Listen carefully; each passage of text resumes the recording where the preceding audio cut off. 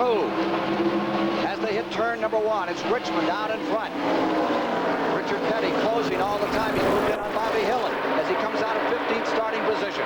And I think early in the race that we'll see most of them using a low groove, but as the race moves on, they'll test that higher groove. On the back straightaway, out in front, Tim Richmond is there. And moving up, Harry Gant quickly. Into turn 3, first time. Gant's car seems to be working so well in the draft, however, he's about to be challenged.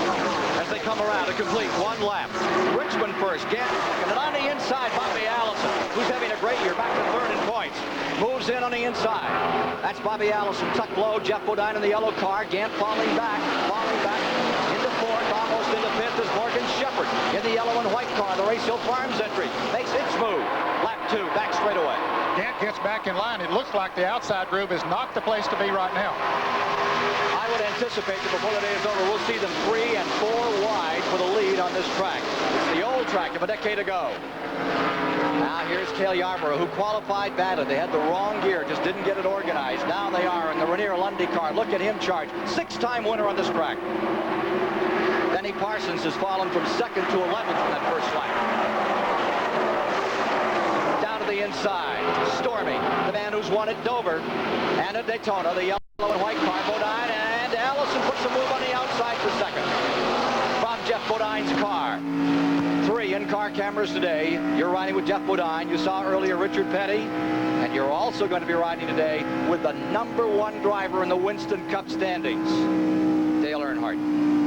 And there is Dale Earnhardt fighting his way through traffic. No harder charger on the circuit than Dale Earnhardt. None. Up in front in points, and of course you'll pick up $150,000 with any kind of a finish today as we get down to the midway point of the season. Packed capacity house, watching the field scream underneath Harold Kinder's flag stand. Into turn number 1, Tim Richmond on a roll. 2 seconds and then a win, and he'd like to make it another victory today. Is out in front, and Bobby Allison, the Stavola brothers, number 22, looks good. Here's Geoff Bodine moving to the inside on Allison, and you're riding with him as he makes a counterattack, tries to move under Allison for second place. Both of those cars, Richmond's and Bodine's, are owned by businessman Rick Hendrick of Charlotte, North Carolina, who has become one of the most potent car owners in America. Up on the outside, the longtime veteran eases up through. Allison fighting there as you watch them come down out of the corner with Bodine. Very nifty move. He tried him on the inside, couldn't make it there, but he made the outside groove work for him. A 25-car freight train for the lead here at Michigan. Tim Richmond has managed to stay out front while he battled for the other position. His car is very strong. Look at Gant battle back in car number 33. So sore, so hurt, he can hardly put his feet down. He walks carefully, methodically these days. He can get that right foot down, though, on the accelerator. He just leaves it there. Gant at number 33 on the charge. Ran 169.5 miles an hour the last lap. You're live here with CBS flag-to-flag coverage of the Michigan 400. And look at this magnificent battle. And 20 cars, all capable of winning this race at the end of 200 laps. I think everyone expected this kind of competition, Ken, after they repaved the track. The harsh winters here has taken its toll on the pavement the last few years, but now it's back to its form. One car already retiring. It's the former winner of the event. Benny Parsons has gone back behind the wall, smoke coming out of car number 55. Parsons in early. Back straight away. Deployed in single file manner. Marching orders, hold on for a while. Try him if you feel like it. 6 laps complete this time by. Bodine thought he had a shot at the pole yesterday, but his car got a little loose in qualifying. He wants to prove now that he does have one of the fastest cars in the field. Petty almost destroyed his car in qualifying. He went into the first turn at just about 3 miles an hour too quick. There you are, back inside Petty's car as he rambles up through the field. A very smooth line going into the turns, and of course using the draft of the cars in front of him. Back with the leaders, back straightaway. Ned, you and I took a trip around this track, and the only place we found it bumpy was on the inside of 4. It's as smooth as a baby's bottom everywhere else. It really is. It was surprising, especially the banking here is not quite as high, of course, as Daytona and Talladega, but still, that's a very difficult job to do the paving and to get it smooth. But whoever did this did a very fine job, and that resulted in the high speeds that we have seen. Bodine moves in on Tim Richmond, the leader. The number 25 stays in front. Richmond has a great sense of humor. After he qualified on the pole, he went to his press conference wearing a Bob Uecker mask. He walked into the press conference and said, "Where is the beer and the pizza? I've got a seat reserved in the front row." He knew it would be a good one. Never lost for words.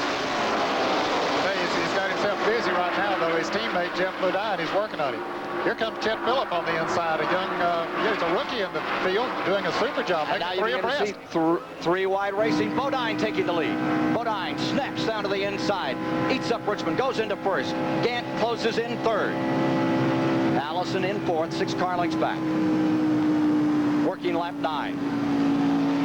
The draft is very effective on this racetrack, again, as we see Gant trying to move up on the inside, but the speeds they run here and as wide as the turns are, they can use the draft to good advantage. Incredible live pictures here. CBS flag-to-flag coverage of the Michigan 400 on this Father's Day. Everybody looking at those watches, and the story here is probably how fast they're turning these laps. We'll check them for you. There you see Bodine out in front of that trio trying to get away from the field. Here is Mike Joy with the first retiree of the event. I'm not supposed to be talking to you for another 396 miles. What happened? Something happened to the engine, Mike. I really don't know. When the third corner, something broke. What are you going to do? Well, in qualifying, he was on the pole for about 2 minutes, and that's about how long it lasted in the race. Tough luck. That is a hard one for Benny Parsons. Determined, another one of the great gentlemen of the sport. Here's Chris Economaki. Well, the clock showed that Tim Richmond led the first few laps at just under 170 miles an hour. Now, keep in mind, tires have not been tested on this surface. There's deep concern here that this great speed is going to make for tire wear quicker than ever before. Back to you. Thank you, Chris. Coming down to complete 10 laps. Remember, those are very hard tires they're running today. They're what they call the Rockingham tire. With 50 pounds of pressure on the right front, about 45 on the right rear, and 40 pounds on the left side of the car. And those 1199s are just about as tough as hockey pucks. They're very tough, no question about that. But when you consider they're going into these turns at about 185 to 190 miles an hour, that really puts a lot of stress on the tires. With 10 laps down, Bodine is now first. Richmond is second. Everybody's watching Harry Gant trying to close. Bobby Allison fourth. Bill Elliott fifth. Morgan Shepherd sixth. Dale Earnhardt is in seventh. Terry Labonte is eighth. Baker is ninth. Bobby Hill in 10th. Rick Wilson 11th. Rusty Wallace is running in the 12th position. We will return with more live action from the Michigan 400 after this message and a word from your local station.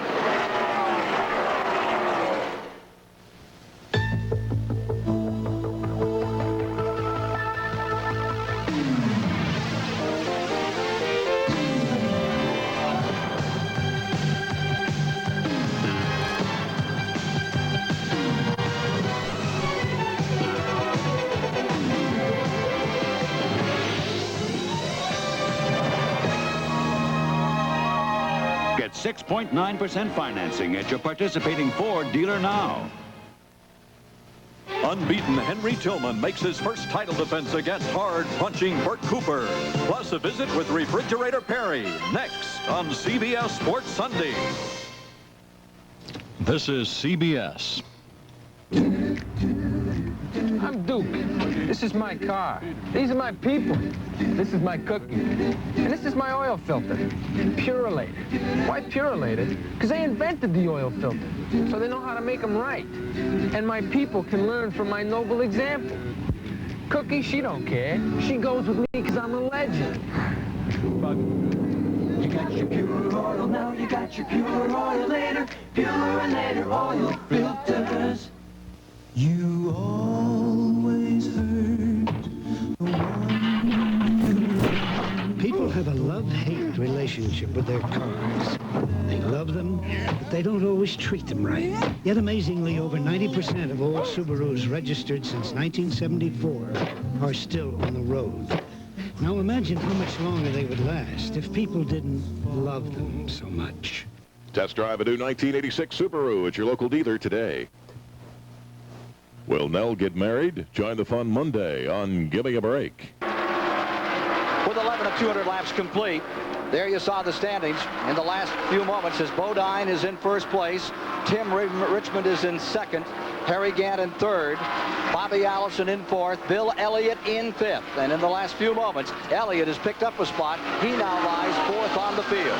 Here you are in turns 1 and 2. He's showing the form that he used to win this race 2 years in a row, Ken, in 1984 and 1985. Notice that Harry Gant just isn't letting loose. He stays right where he wants to be, not putting any additional muscle on the car.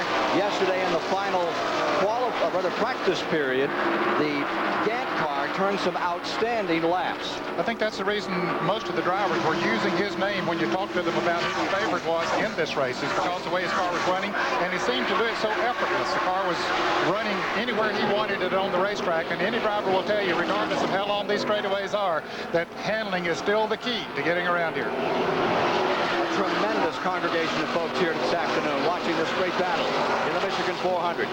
$476,000 at stake. The entire 41-car field separated by 1 7/10 seconds before the start of the event. They were down on pit road, and now it's 2 2/10 seconds covering the top 7. There you are with Harry Gant's number 33. Richmond's car is still using a very good line, and he uses to good effect drafting right up on the back bumper of Jeff Bodine as they come off the turn. The 38 car is going to come on pit road for the moment. Mike Laws of Orlando, Florida. Now, he could race till the year 2020. Give you a little perspective on Petty's mark. You have to make every single race to catch up with where Richard is. Wouldn't that be something? I don't think we'll ever see this record broken. And Richard has shown absolutely no inclination to throw in the towel. You're inside of his towel, inside of his car, and you know he's holding his towel right now. That's like line, as he keeps it with him all the time. Now, that's always been there's Rusty Wallace's car, number 27, and Wallace is slowing down. Wallace already has 1 victory this season. Rusty Wallace, who I thought would do very well here today. He thought he would too, Ken. His car was handling very well, but evidently there's some mechanical problem with it. He was running 12th when the car went away. 17 laps complete. Rusty Wallace eases onto pit road.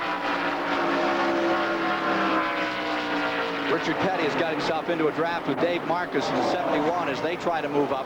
They are outside of the top 15 at the present time. There's Richard fighting his way around this track. Interesting camera that gives you the perspective of what the driver's doing in car number 43, and that's what he's looking up for. And we say goodbye to the Laws car out of Orlando, Florida. Back to the leaders. And the caution is coming down. Yellow is on the track. Word is that Rusty Wallace had brushed the wall off turn 2, and that's the reason for his unscheduled pit stop. He gets service the right side tires, but he gets back out and he goes a lap down as the leaders come by. This is happening at lap 18. First caution of the day at lap 18. Now, we had a race that was caution-free back in 1973 when they set the mark for this event. David Pearson at 153.4 miles per hour for this June race. And maybe we can see what happened out here that brought out this caution. Let's go to the videotape. Boy, it looked like that a tire went down or something, Ken. He just shot up to that wall. He didn't hit it very hard. There was not a great deal of sheet metal damage to the right side of the car, but I believe that he had a tire go down that caused him to go into the wall. Well, we stood down here in turn number 1 and watched people yesterday, and it seemed like the perspective on the corner was different. I mean, when Richard Petty throws a car away by some, 15 feet sideways, you know that something's a lot different than what it's been before. We'll be back with more in a moment. Richard Petty's done everything he could do in this business. Most wins, and I think he said it too, most losses, but most starts. And 1,000 starts, just to put it in perspective, I've started 300-odd races, so if I was to try to make 1,000 starts, I'd be roughly 60-odd years old. So I don't think I can do it. What for a second? Introducing Kodacolor VRG, film that captures the color of power.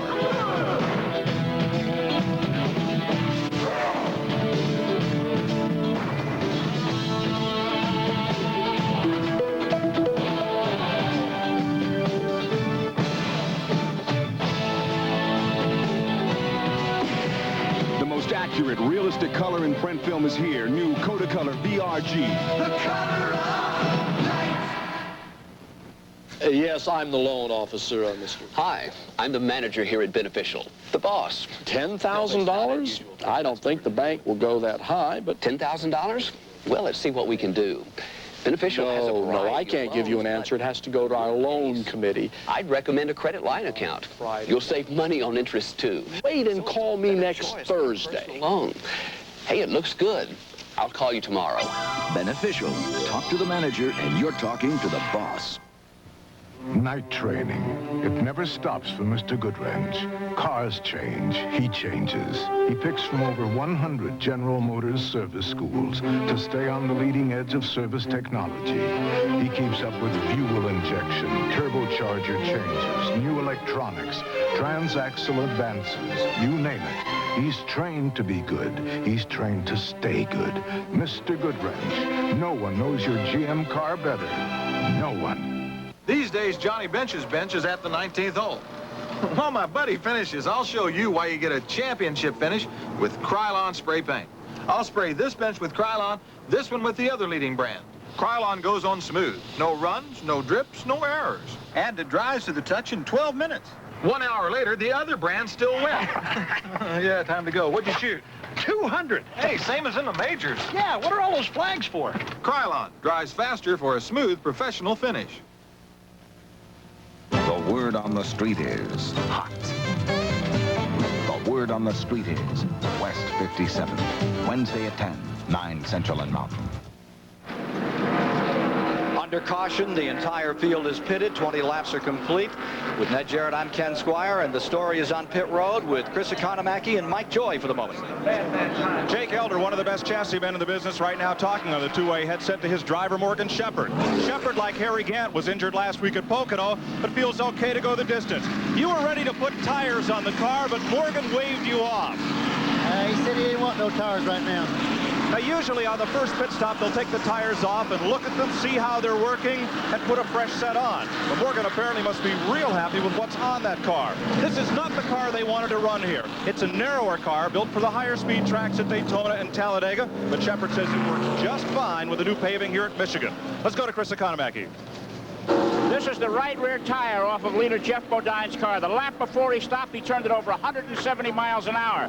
The tread temperature is 225 degrees, and that's good. 235 is okay. 270 they blister, and at 290 they come apart. So right now the tire news is good. Back to you, Ken. Thank you, Chris. Let's take a look at the attrition. Those now out of the race. Benny Parsons is out, and the young man from Florida, Laws, he has retired his car, and both engine problems. Rusty Wallace came in. They had the hood up briefly on his machine. Mike Waltrip led a lap. The number 23 car stayed out. The Dick Bear car now continues on its way. And as we sort it out for a start, field coming down at turn number 3. We'll see the heavy hitters because everyone took the opportunity to pit at lap 18, Ned. And most of them did change tires. As Mike Joy pointed out, they will take a look at those tires and perhaps even put them back on later on. But this is the longest run they've had under Green since they have been here. Several drivers ran 12, 15 laps yesterday testing the tires out, but they didn't get an opportunity to run as many as 20, so this is a good test for them. The first 10 laps will run at an average speed of 162.1 miles per hour, and we are back under Green another time. As they get ready to sort it out, J.D. McDuffie in car number 70 leads them into turn number 1. Morgan Shepherd deployed directly behind him. Now comes to the inside, and there you see the yellow and white car of Morgan Shepherd trying to get through, and J.D. moved down to hold the line. Yes, he did. He's going to stay right out there. This must be a thrill for him. One of the longtime independents in the sport. Doesn't get to run up front much, but he's going to use this opportunity right now to do it. Builds his own engines, builds his own cars, and here he is fighting off the Wolfpack, going down into turn number 3. Shepherd sizes him up. Shepherd looking at him 3 wide with Earnhardt right in the middle just behind. Richmond moving up through. Now to the inside. Morgan Shepherd, former National Sportsman champion. J.D. McDuffie goes back 1 spot, and he'll slide back some more. He just gets out horsepowered and out moneyed here. Money by speed, no question about it. His biggest moment of glory, Ken, he won a pole at Dover, Delaware back in 1978. And did it on McCrary tires. Yes, he did. Now here's Earnhardt closing in, getting inside Dale Earnhardt's car. #1 in points, 3 victories this year. He's going to be tough to beat for the championship. You always wait for the Junior Johnson onslaught after the 4th of July, but the Richard Childress team seems to be wired this year. They look tough in that blue and yellow #3. There's the leader, Morgan Shepherd. And closing up on the inside, right behind him. There's a battle for second place. There you see it. Down they come for turn 4.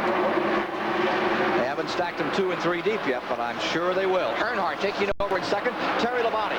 That's the white hooded blue car now running in third, and right behind him comes Richmond. Then Gant back in fifth, followed by Bodine, who's fallen 3 spots in the last lap. And Ken, the set of tires that Tim Richmond has now doesn't seem to be working quite as well as the ones he had on earlier, because he's not able to keep his car quite as well on the racetrack. On the shoot and scoot, #9, Bill Elliott goes by Richard Petty as they fight further back in the field. Petty running back in 18th position. 1,000th start. He just as soon let him soar out the wall and stay in that lead lap. Dale Inman did a tremendous amount of work on engines getting ready for this 1,000th performance. They had a special party for him in Jackson, Michigan last night. And everybody was there. And Earnhardt has taken the lead from Morgan Shepherd. He, of course, wants to lead the race at least a lap, Ken, because he gets 5 bonus points for leading, and that would add to his total. Morgan Shepherd stays with him. Down into turn #3 on the inside. There you see Labonte trying to make his move. Richmond comes down low. In fourth, the green car on the outside. Now pulling into fourth and trying for third is Harry Gant. But it's Dale Earnhardt out in front. They've swapped lines out there. You can do it here. Now they go 3 wide, just behind in third spot. Look at this battle for third. With Richmond on the inside, Labonte and Gant pressed up against the wall. He had help that time. His teammate Jeff Bodine came up behind him. They picked the draft up together and shot right on past him. Whoa. Morgan slides it across, slithers across the racetrack. Dirt track style, which he's plenty used to. Dale Earnhardt trying to move inside of him. Back straight away. Back to over 185 miles an hour here. Live on CBS, the Michigan 400 with Morgan Shepherd out in front. He's won a Winston Cup race this year. He's not going to be there long. Look, here comes Earnhardt. And here comes Richmond. They may stack him 3 wide for the lead. 3 wide down the line. Oh, you talking about getting low. Tim Richmond dropped it on the bottom, and Bodine stayed with him right down to the apron, cutting grass as he came across the start-finish line. He is an exciting driver. For everybody who's his car owner, I think that would scare him to tears. Earnhardt didn't like that. Here he comes. Yeah. That's the one guy you don't want to get angry is Earnhardt. He said to me the other day, he said, I know I can get up. I don't know if I can get by the guy, but I know I can get to his bumper. Here's Earnhardt out in front. Richmond in second. Bodine in third. Gant in fourth. Morgan Shepherd back to fifth. Back to the line. Down to the inside. Move for the lead. Give it to Richmond going into turn 1. Tim Richmond of Ashland, Ohio. Back in front. A report in the pits from Chris Economaki. Well, we just talked to Jeff Bodine's crew chief, Gary Nelson, and asked him what he said, and he says he's not saying anything. Well, if you're watching what he's doing, you can understand why he's not talking now. Back to you, Ken. Number 6, DK Ulrich coming off the pace, and the field thunders by. You're going about 50 or 60 miles an hour. I gave you some perspective of the speed at which they turn this great 2-mile track in the Irish Hills of Michigan. Ken, I'm sure to the fans, they wonder how, if they get past one lap, then they're able to pass the same car back the next lap. They do it by getting behind them, picking up the draft, building up the momentum, and then just shoot right past them, as we see Richmond try to do, but Earnhardt cuts him off. Like riders shuffling on a subway to get out of the door. Here they are. They're trying to get out in front right here, and for the moment, and only a moment, down the back straightaway. Well, he's going to hold on for a second. I thought Earnhardt was going to get, but now comes Richmond. He tried to break the draft on him, but it didn't work. Well, I guess it did work. He's still out front. Look at this. First to 12th. That's 1 and 6/10 seconds, Ned. Unbelievable racing, but what we expected with this new pavement. Field coming by. Bodine closing up in that third spot. Here comes Richmond again. I do believe they are having a wonderful afternoon. fun. It's hard work, but it's also fun. I mentioned earlier that it didn't look like Richmond's tires were working as well. Now that they've seated in, they are working well. Fresh track.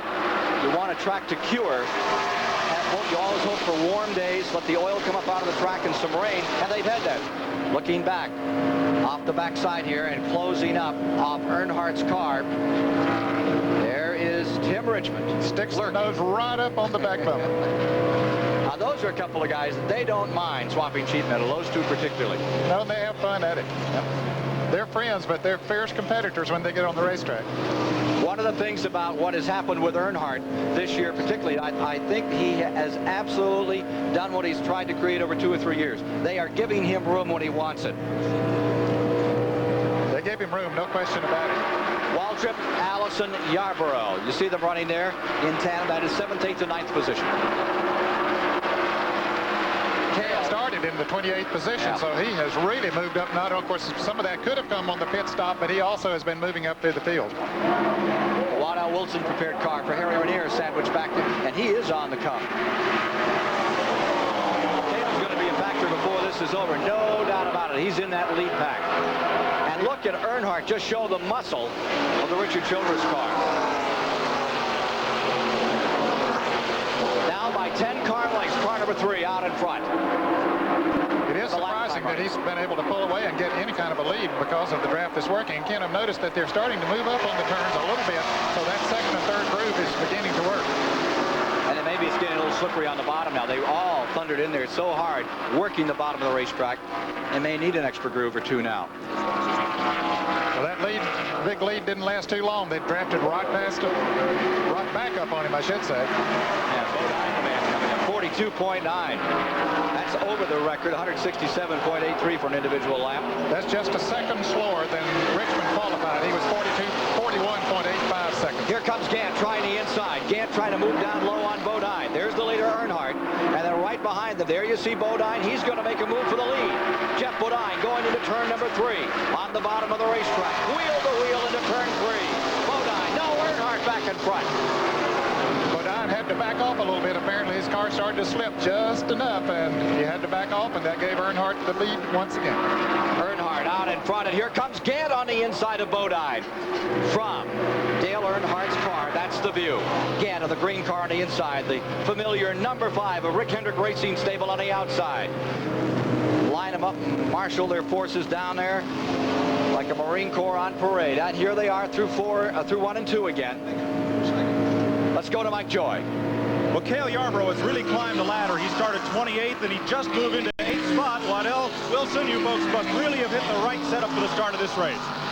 Well, you know, we qualified bad, naturally, and we changed the car around entirely after qualifying. And, you know, we had trouble qualifying because we'd just guessed on the setup. And then yesterday afternoon, we finally got the car straightened out.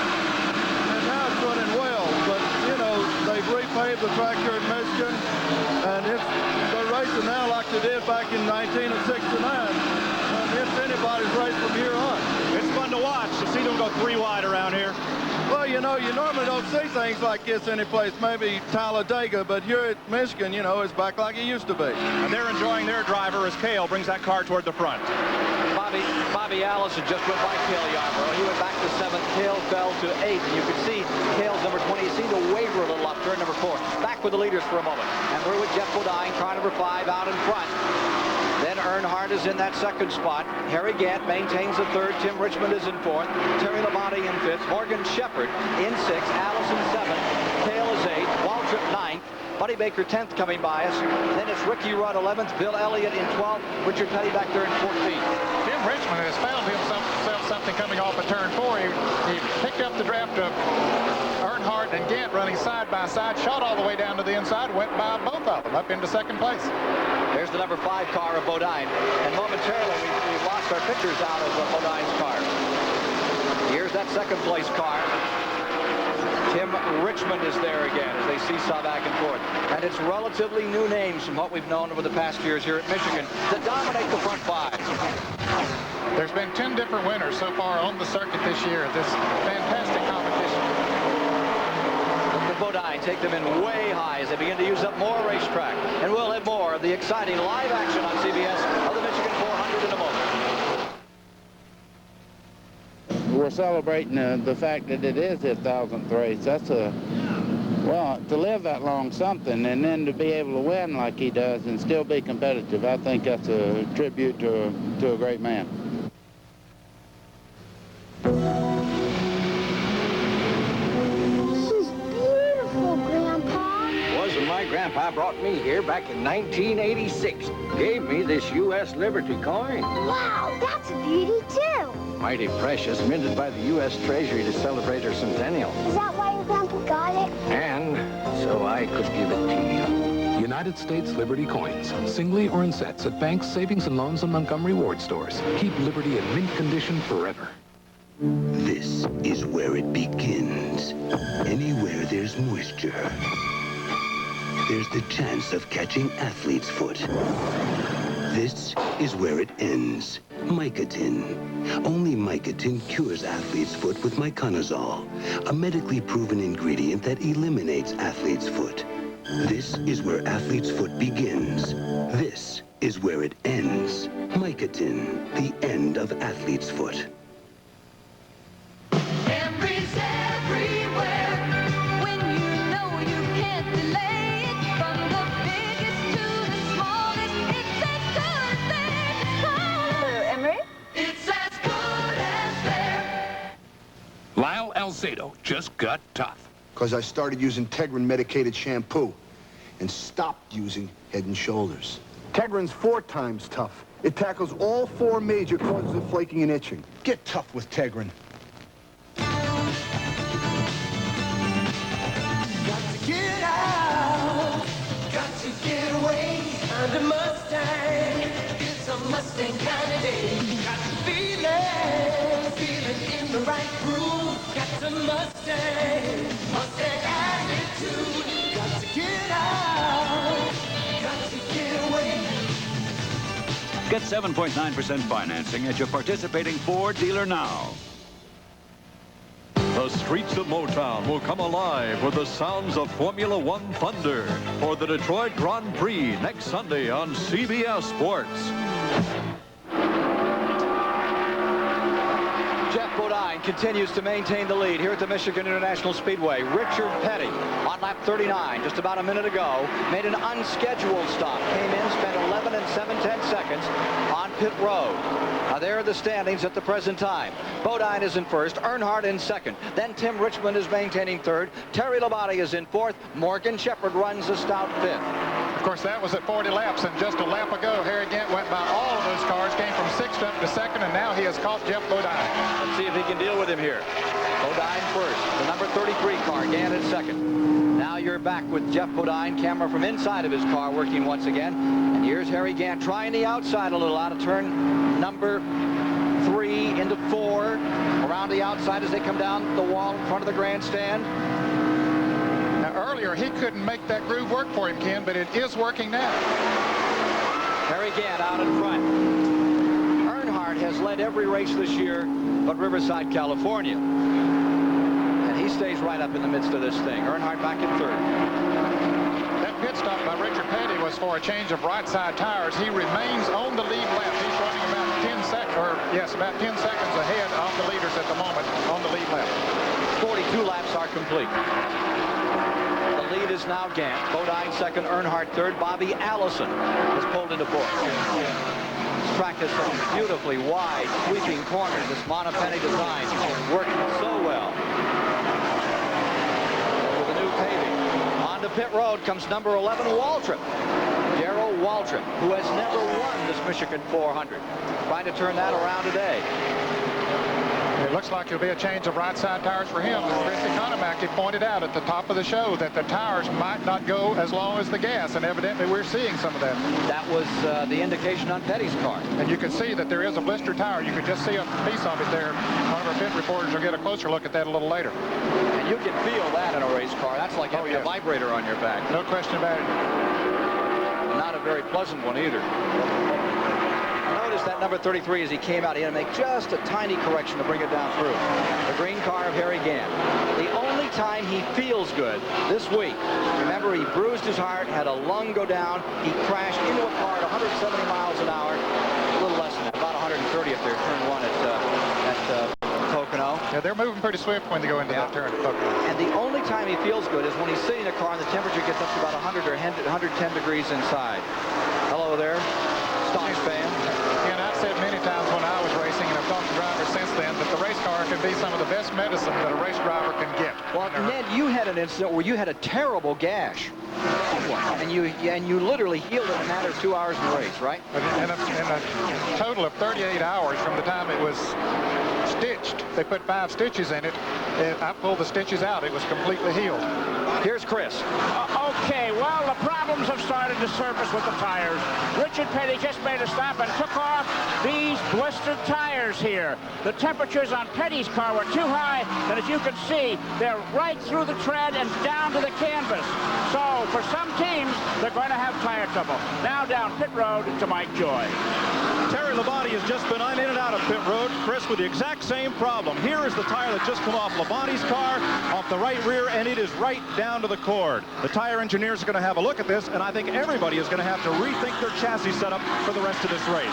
Whoa, that could be real problems before this day is over. Ken, it was a hit-or-miss situation as far as Goodyear Tire and Rubber Company is concerned. The pavement was put down just recently. Here's Ricky Rudd coming in for a pit stop.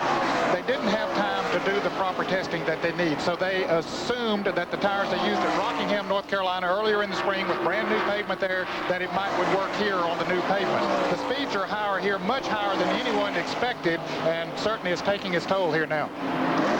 Willie T. Ribbs who got a start. We see Ricky Rudd coming out. Willie T. who started 37th, now up to 26th. The 6th black driver in the history of NASCAR stock car racing. Won a lot of Trans Am races, trying to get his luck turned around. Not had much of it in these big stock cars today. Now you see Gant closing on Petty. Petty a lap down. Here's Bobby Allison into the pits. And if Harry Gant moves around Richard Petty, that would put Petty a lap down after his unscheduled pit stop. And there's Gant making the move to put Petty 1 lap down. Makes it tougher to win that 201, Ken, when you're a lap down, especially the way Gant's running. But I'll tell you, this is a long race, and with the problems we see developing here, anything can happen. What we need to see here is Allison comes out, and caution is on the track. Now, if Petty could pull back up on Gant, I don't believe he can. It'd be a big break for him. If he can pass him before he gets back to the start-finish line, which he's not going to be able to do, he will stay a lap down. Too bad just a lap ago. If he could have stayed out there, he would got to go all the way around and made up that lap. Bodine in 2nd, Morgan Shepherd in 3rd as they cross the line. Caution is out on the track, trying to get an indication as to the why. Morgan Shepherd 4th, Tim Richmond in 5th. There's Richard's car. I would guess, Ken, that there might be some debris on the racetrack somewhere, and it could be off of some of the tires. Average speed through 30 laps, we're up to 48 now, is 147. We had that early caution. We're in the 2nd caution of the day. Petty will start from inside of the front row. Lap cars on the bottom. Gant will be on the outside, and in pursuit of him will come car number 5, perched on his rear bumper, Jeff Bodine. But everybody will be coming into the pits when they come off of turn 4, because those that haven't had to make the unscheduled stops will certainly welcome this opportunity to come in and change those tires. Let's see. The 33 comes in and the 43 comes in. I thought Petty might try to stay out there. No, he needs to put left side tires on the car as well, Ken, and he also might need to make a chassis adjustment. However, I think one of the crew members... Here's Mike Joy. Harry Gant is in, and he has the same problem. Now we'll look to see if they make a chassis adjustment on Gant's car, for one of the mechanics reaching in to adjust the weight on the rear. They're not going to do that, but they have put new tires on the right side of the car, and the right rear on Gant's car is not blistered. Let's go to Chris. Okay, Dale Earnhardt is in the pits, and they're not taking any chances here. They're changing both sides. The right side has been changed. The left side is gone. Now we're going to take a look at the tires. They made no chassis adjustments, and from what we can see, it looks okay. Let's look back down pit road to Mike Joy. In the Bill Elliott pit, Elliott's Ford is on and off pit road, and the tires don't look bad. That just came off of his Harry Melling Ford Thunderbird. They're a little grainy, and that means the tire is wearing much like a pencil eraser's. That right rear tire's lifted over the wall, but they are not blistered like on Ricky Rudd or Darrell Waltrip, and neither was Harry Gant. Back upstairs. It has a great deal to do with the way the chassis is set up on the car. We'll see a lot of them that won't have tire problems today because their chassis is right. Richard Petty chewing on the towel at lap 49, getting up toward lap number 50. Even though that towel's a little ragged at the bottom edge, I'm sure he hasn't used it in all 1,000 of those races.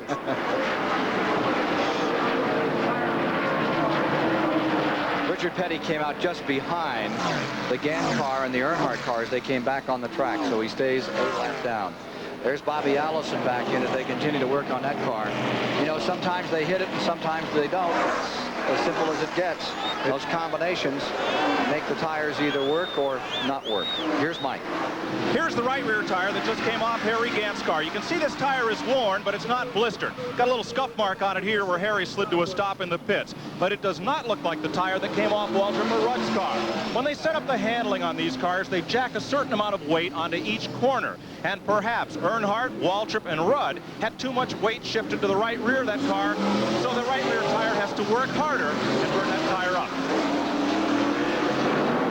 Dale Inman, the crew chief on Richard Petty's car, tells us that we can converse with him for a moment here under caution. Richard Petty, Ken Squire in the CBS booth. How's it going out there today?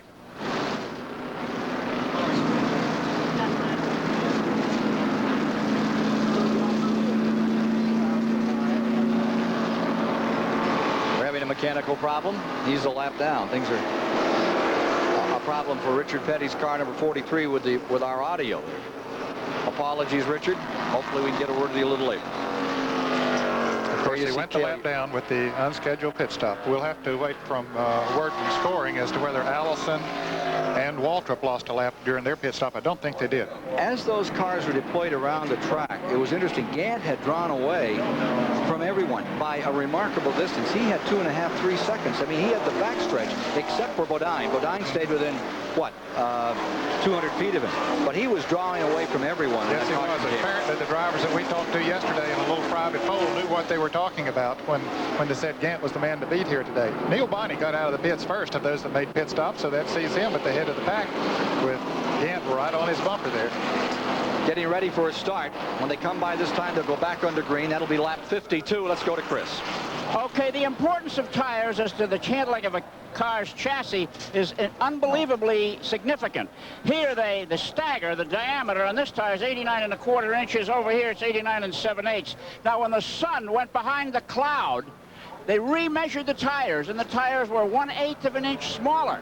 Now the sun is back out again, and the tires will grow a little bit. All of that has a bearing on how a car works on the racetrack. So these tires may be the key to victory today. Now down pit road to Mike Joy.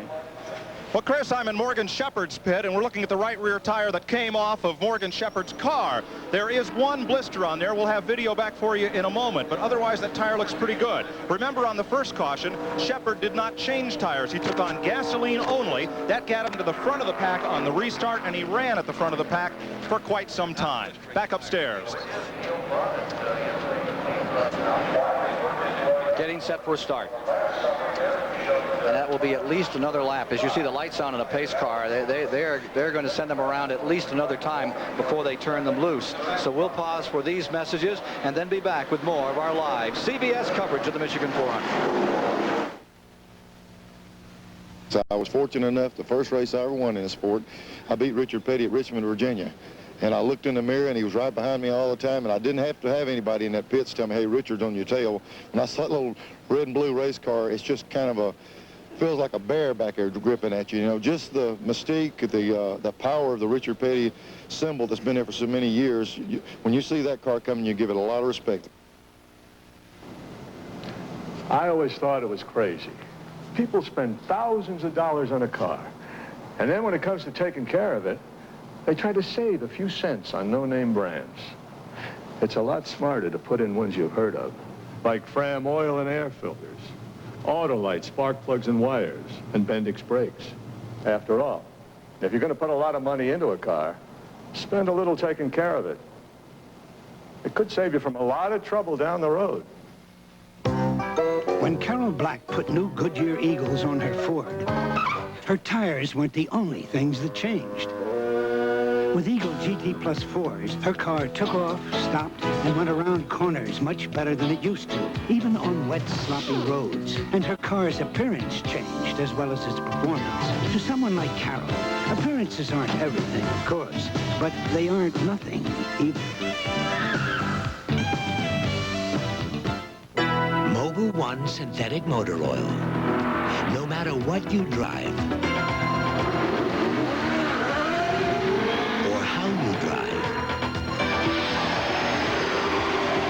or where you drive, or what conditions you drive under, with Mobil synthetic oil technology, there's no finer engine protection on Earth or anywhere else.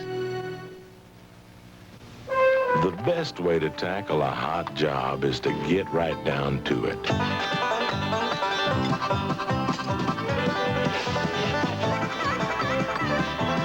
And when you can stand tall, you head for the mountains.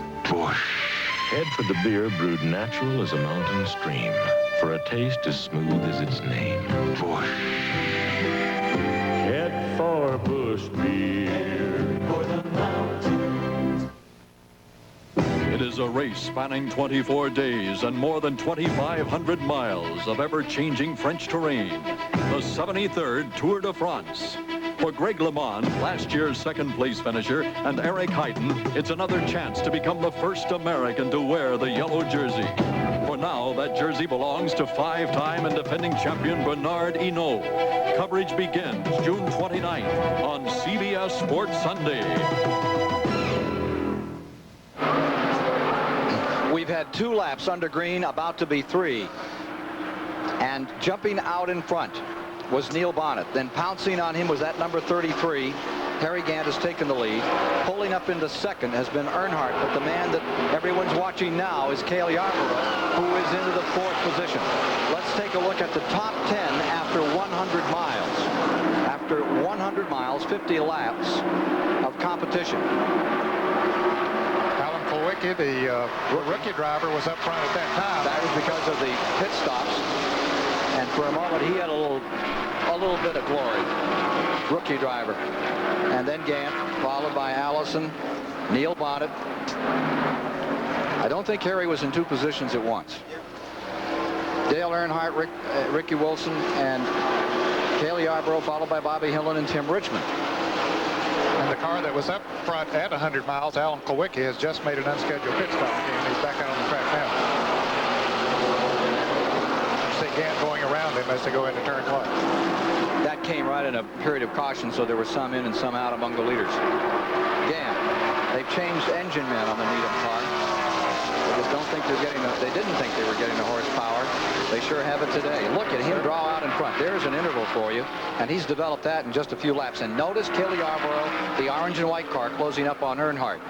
There's the sleeper here right now.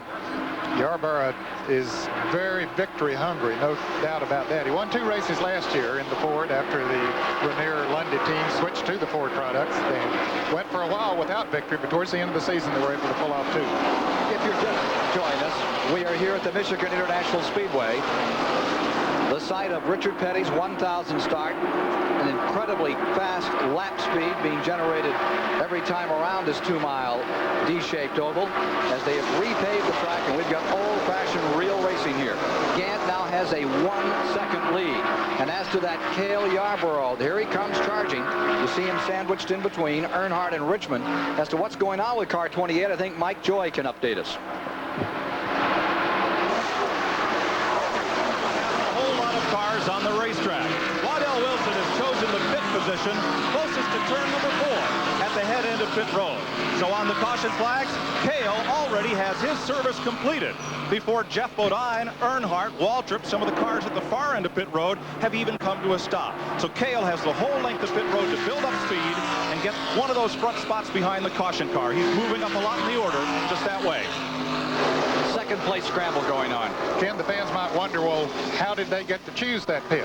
The champion of the division gets to choose his pit first. That's Darrell Waltrip, and then everybody else goes according to the way that they qualify, and those that qualified up front. Yarborough was in 28th place. It was just something that was left. And they give it a lot of consideration. They do. I was with Earnhardt yesterday when they came through. stood around, he and Childress, and speculated on what was going to be the most advantageous position to be in on pit road for this 400-mile test. There you see Gant trying to draw away and having no luck at all. The 3-car freight train has collected car number 33, Gant. They're running him down. Remember, he had a 1-second advantage. You can say goodnight to that one. Here comes Earnhardt on the charge with Cale, with Richmond, and out back in that little grouping, Morgan Shepherd. Ken, there have been some races this year, the high-speed racetracks, as they move up on Gant, and it looks like Earnhardt's going to move right around him. Right down to the bottom at turn 1, Earnhardt. That snazzy-looking yellow and blue number 3 takes the lead. Look at Morgan Shepherd getting a bite on the bottom. He pulls up, sneaks in between the Gant car and the Yarborough car as they come out of turn 2. What I was about to say, in some of the races this year, after they put the rear sloped windows on the GM cars, they were saying that the draft was not as effective as it had been sometime in the past, but it is certainly working here today. I would point out, too, from that shot you just saw going down the back straightaway, that wall is very deceptive. It jumps out about 14 inches after you start down the backstretch. And you want to think about it, because if you come out and you set the car to come out to the off the corner, off the apex, it'll take the right side of your car clean off. You know, that's the point that Dick Beatty, the competition director of NASCAR, brought out in the drivers' meeting this morning. He reminded the drivers of that situation. Look at them shuffle, and look at Morgan, the Shepherd shuffle, as he slides it from the bottom to the top. Getting a lap time recorded for you. Richmond ducks down low, and Morgan keeps on trucking. Pulls up on Earnhardt. I love to watch Morgan Shepherd race. He's a racer. Oh, well, you put him on a half-mile, quarter-mile. He is just magic. Won earlier this year in Atlanta, very fine style, and everybody didn't fall out. He flat beat him. Now look at this feed development as they came off the 4th, and they all used the same line to stay right in there. Next week here on CBS, live flag-to-flag coverage of the United States Grand Prix around the Renaissance Center in Detroit. Bulletin, Nigel Mansell wins Canadian Grand Prix. Nigel Mansell, Team Williams, comes to Detroit next week. You'll see it on CBS. Little left tap there by Gant on Morgan Shepherd. They've raced against each other on the short tracks around Hickory, North Carolina, and Charlotte in the past. Hi, Morgan. How you doing? Fine. I'll see you a little later. And he drives away from him. A true enthusiast. Earnhardt has built a lot of fans this year. NASCAR's Grand National Circuit, known formerly as the Sportsman Group. They were at Rougemont Speedway last night. Tommy Houston came out on top. Some new kid named Jarrett came home second. Dale Jarrett. He's trying hard, Ken. He'll win. He'll win at South Boston. 2 weeks. Let's hope. That group goes to Indianapolis, Indiana next Saturday. Shepherd is keeping the pressure on, waiting for his chance. And Cale is taking a different route. Cale Yarborough going low. No one knows this track like Yarborough. He has an incredible record. Ooh, boy, they bump. Again. He bumps again. How do you do? That was a little more than a left tap. Yeah.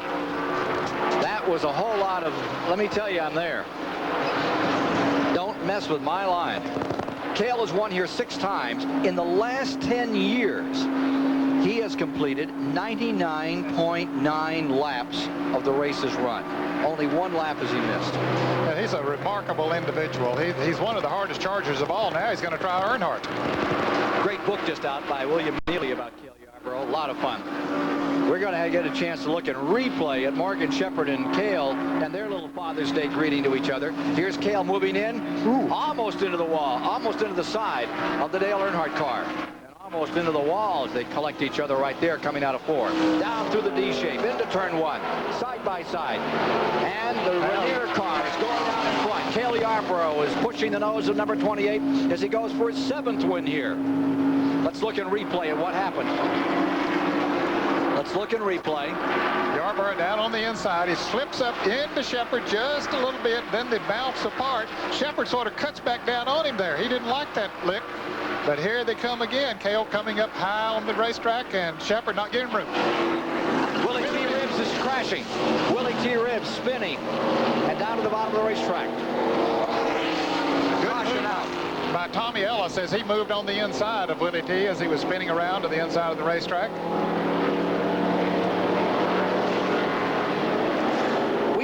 of an indication that Shepherd is being warned for sideswiping Cale in that incident we were showing you.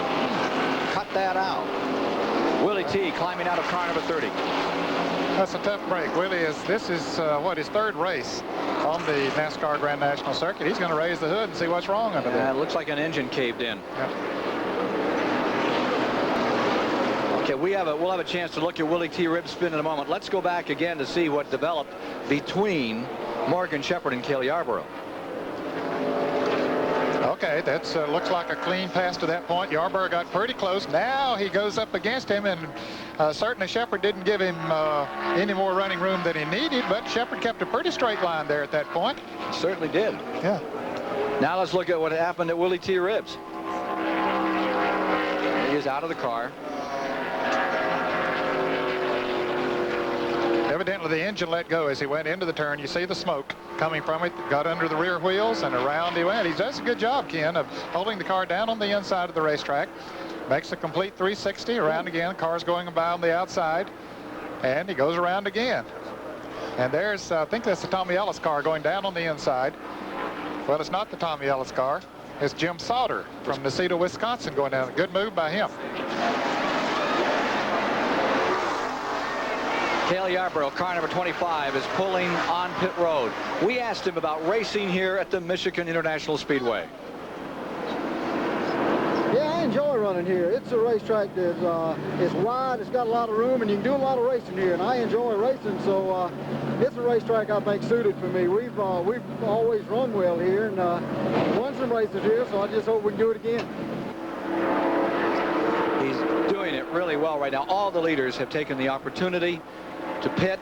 They're back on the track. There's Willie T. Ribbs as the wrecker comes out to collect car number 30. One of the fellows that Jim Truman helped so much, Willie T. Ribbs, in his Trans Am experience, giving him some help in this Grand National program as well. So we're under caution. We're showing 67 laps complete. And we will return with more live action from the Michigan 400 after this word from your local station.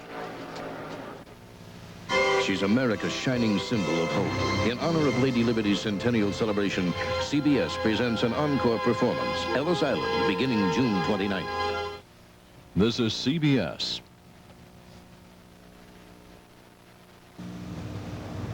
Everybody's got their favorites. And what they drive, see ya. And in what they chew. Now his is Levi. It used to be mine. Then I tried Granger Select. You know, they cut down the stems so it's a cleaner chew. They use only premium leaf. So I get great flavor. Now I think it's a little better than Levi. Let's see what you think. Meet up with Granger Select. It could change your chew. From a 220,000 square foot factory in Jasper, Indiana, Jasper Engine and Transmission Exchange remanufactures both foreign and domestic diesel engines for highway, construction, industrial, and mining applications. Complete and ready for installation, Jasper diesels are live run, dynamometer tested for your assurance of dependable performance. Get consistent quality, assured reliability, and tremendous cost savings with Jasper diesel engines. Contact your local Jasper branch at 102 D Street, South Charleston. For True Life Courtroom Drama, join Divorce Court Monday at 7 on TV 13. A sports special, the Michigan 400, is sponsored by Mr. Goodwrench. No one knows your GM car better than Mr. Goodwrench. No one. Ace Hardware Corporation. And by Mobil One Synthetic Motor Oil. Mobil One protects your engine better than any conventional motor oil. The beautiful countryside around Brooklyn, Michigan puts us in mind of where we spent last weekend enjoying the International Race of Champions at Jim Truman's beautiful Mid-Ohio course. Jim Truman passed away this past week, a man who, to many of us, personally defined the idea of faith moving mountains. from one motel in 1972. He built his chain to some 155 successful motels in 30 states. And he dearly loved motorsports, not only as a patron, but as a participant. He's won some 100 events himself, the Can-Am title, 2 national titles, and he turned Mid-Ohio into the garden spot, the nation's benchmark for quality road racing facilities. But his faith and belief in one young man from Dublin, Ohio, became his greatest sports moment when Bobby Rahal won Indianapolis for them 2 weeks ago. A very special man with special people that surrounded him, totally dedicated to motorsports. He added a perception of motorsports that a lot of America hadn't understood before. He'll be sorely missed, and to his wife Barbara and his children Michelle, Colin, who's a pretty good little young racer, and Megan, all of us at CBS have our condolences and support as they carry on in the work and joy of Jim Truman. Mike Joy is standing by with Harry Hyde. Harry and Tommy Johnson are talking tires. That's what everybody's talking about here on pit road. Harry Goodyear recommended that you scuff in the tires before you put them on the race car. But the set of right side tires that just went on that car were brand new sticker tires. Why make that change? You mean on our car? I bet you they're not sticker tires. Okay. They better not be. Then I'll stand corrected. If you scuff them in, what advantage does that give you? Those have 4 laps on them, and we scuffed all of our tires except one set. And we're in pretty good shape on tires. We haven't had any failures yet up to 30 laps. I think Harry knows more than he's telling here. You're an old curmudgeon type of crew chief. There's a bunch of those around here. You got a young playboy driver. Does that work? Oh, yeah, we got a happy medium there. He gives a little bit and I give a little bit. And if I tell him to smooth it out, he'll do it. He'll do what I tell him, and today we're running real good. We're running right where we want to be, and he's looking real good. The old and the new is making it real good right now. Well, last week they gave it heck all the way to victory lane. Let's go to Chris. I'm with Travis Carter, Harry Gant's crew chief. Travis, Harry is on his 13th, 14th, 15th, and 16th tires of the race, only 130-some miles gone by. Will you have enough to go the full distance? Well, I think so. Most of these tires look like today they're going to be reusable. I looked down the road, and a couple of guys had a little problem, but we didn't have any tire problem. I think the track had changed a little bit, and maybe the stagger's a little off, and he felt that he might be getting into position to have some trouble, so he just eased off then. I think we're going to be all right. The tires are reusable. I think there are enough scuff tires along the pit road here for everybody to be able to not have to put new ones on. New tires may be a problem, but if you put them on stickers. But what about your driver? He had took a terrible jolt a week ago today at Pocono, bruised his heart, was in the hospital through Tuesday. What kind of shape is he in? Well, he seems to be physically fine. Naturally, there's quite a great deal of soreness. His legs are sore. I think his upper body's sore, but he said he felt good. He didn't think he would tire. You know, this is not a really physical race, so he expects to be able to go all the day. It's a relatively cool day, and that'll make it easier on him, too. Okay, thank you, Travis Carter. Back to you, Ken. The scuffed tires, a major issue here.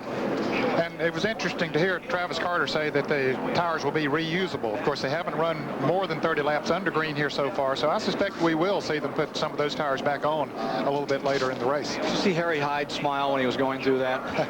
I'll tell you, he's something else. Still under caution. Engine going on car number 30. Oiling down, turn 1. Hence the third caution of the afternoon. 71, 200 laps complete. Deployed out in first is Morgan Shepherd, Harry Gant is second, Dale Earnhardt third.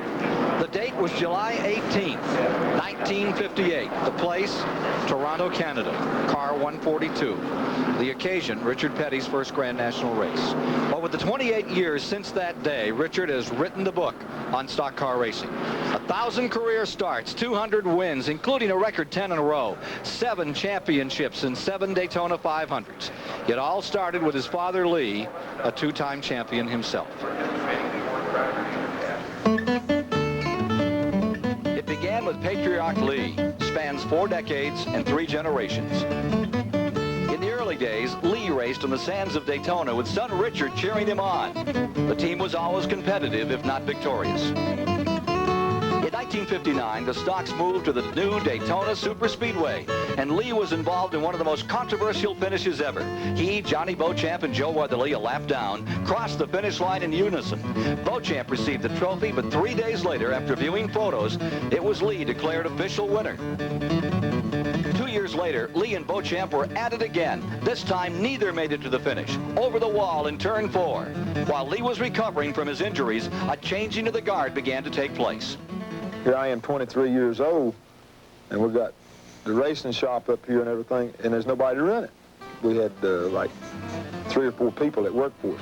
Well, I had to make, I had to make enough money to pay them, because at that time there weren't any sponsors, and we paid all the bills out of what we made, out of the purse. That really put the pressure on us. Richard Petty handled the pressure like a pro. He not only managed the team, but managed to win a few races, including his first Daytona 500 in 1964.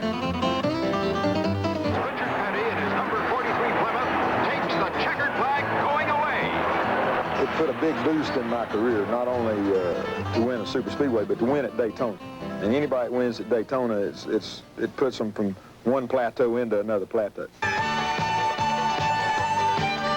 Richard's star continued to rise. He rapidly proved himself a cut above the competition, winning 3 more Daytona 500s, including 2 in 3 years.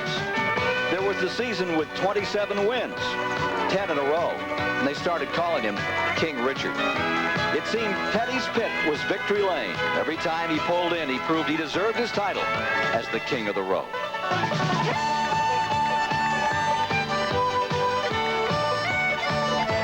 Down off the high bank, fourth turn, onto the tri-oval, and the Petty Blue flies under the checkered flag, winner of the 15th annual Daytona 500. That was our heyday from early 70s to 75 and 76. Then we were the dominant force in racing. We won the most of the races. We done everything there was to do. We won the championships. We won, the races. We won whatever there was running. King Richard, King Richard, is his name.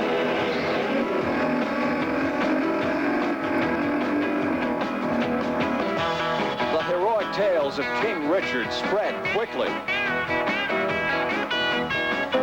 First in children's comic books, and then on to Hollywood's silver screen.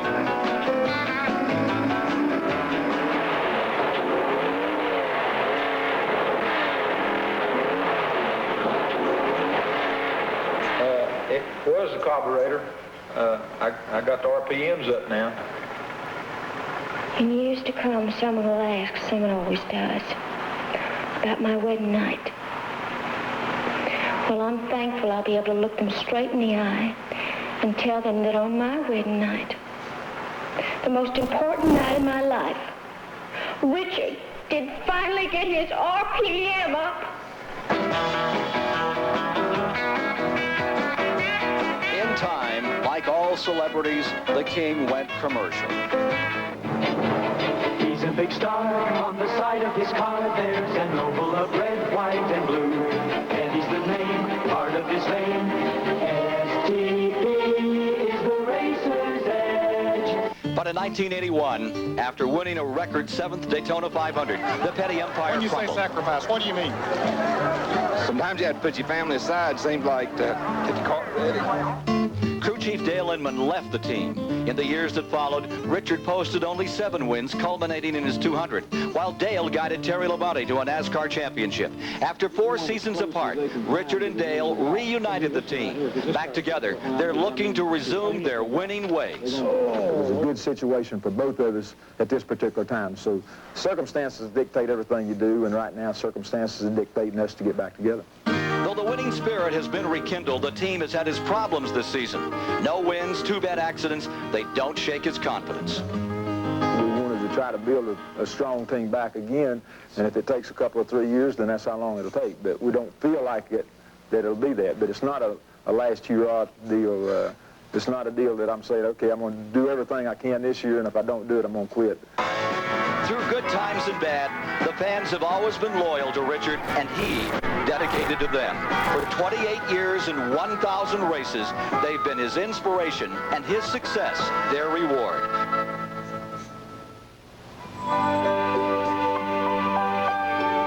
This portion of today's race is sponsored by STP.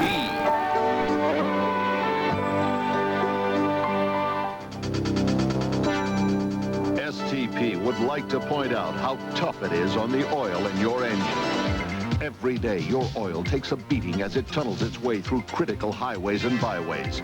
To help make it easier on your oil, we recommend STP oil treatment. STP adds extra lubrication to help reduce the wear and tear on your engine and on you. STP is the racer's edge. We're back with you live with 76 of 200 laps complete in the Michigan 400. Harry Gant has once again exerted the power of number 33 to take the lead from Morgan Shepherd running second. Dale Earnhardt maintaining third. Tim Richmond in fourth and Cale Yarborough in fifth. And we have a caution on the track once again, Ken. There are 79 laps complete. Pretty good run here in the past few moments by Harry Gant to get him back out in front. And again, as we come to you live from Michigan, we're under caution for the fourth time today because of car number 98. What a bad break for Ron Bouchard, the Fitchburg, Massachusetts campaigner. Evidently the engine expired on his Pontiac, car number 98. Second engine in a row to let go and bring out a caution. And I want to apologize to Lee Petty. Gosh, Lee, I didn't mean to give you 2 championships when you were in 3. 71, Dave Marcus pulling around him. David is one of 3 drivers who made every race in this Michigan 400 series up here. Loves this track. We hoped that Helen Ray car would have a good day. Richard Petty, incidentally, still a lap down and was last seen in 30th position in the event. Remember, he won a lap down and he made that early stop on tires.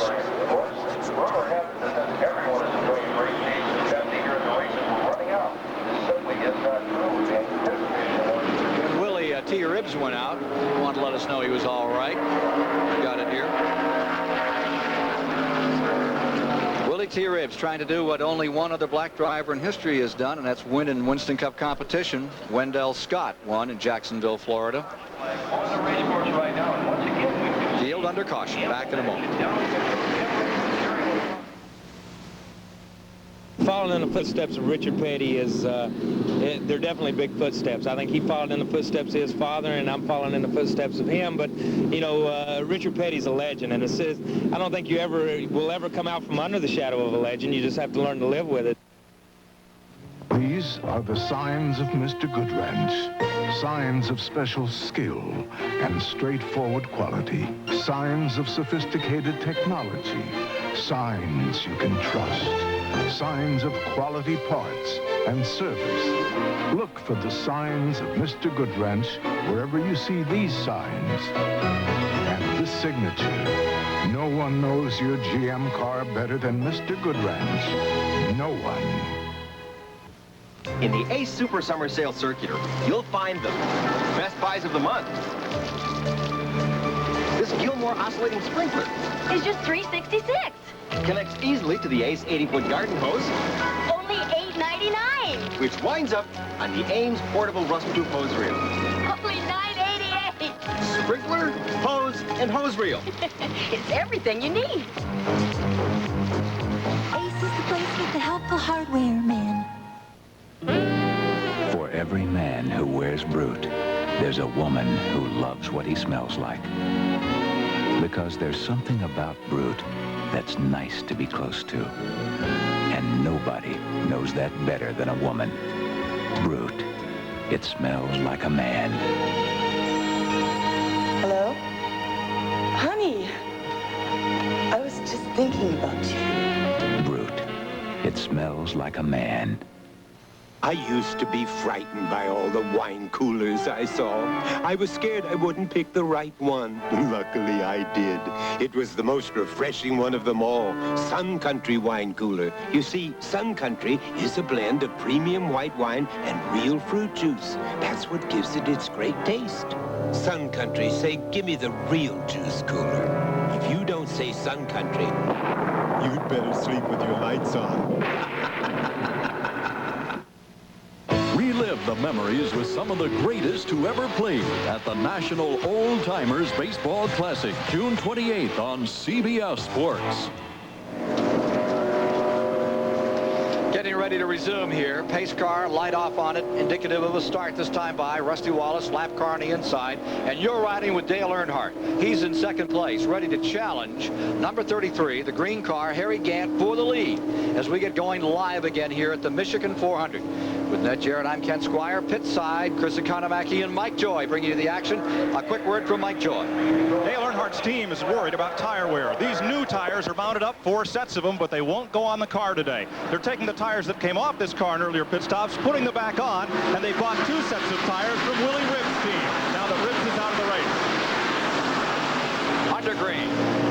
83 laps complete, working 84. Earnhardt looks inside at turn 1, coming to speed. Down they come for turn 2. Out there with that wall, leaps out at you as you come off turn 2. Earnhardt settles in. Hands high on the steering wheel. Goes looking for Gant. Down the back straightaway. He has about 5 car lengths separating him from the third place car. Now Bobby Allison in third, Bodine in fourth. Baker is fifth. Buddy Baker is fifth. The winner back here in 1979. Baker having a good run today. Back to the line they come.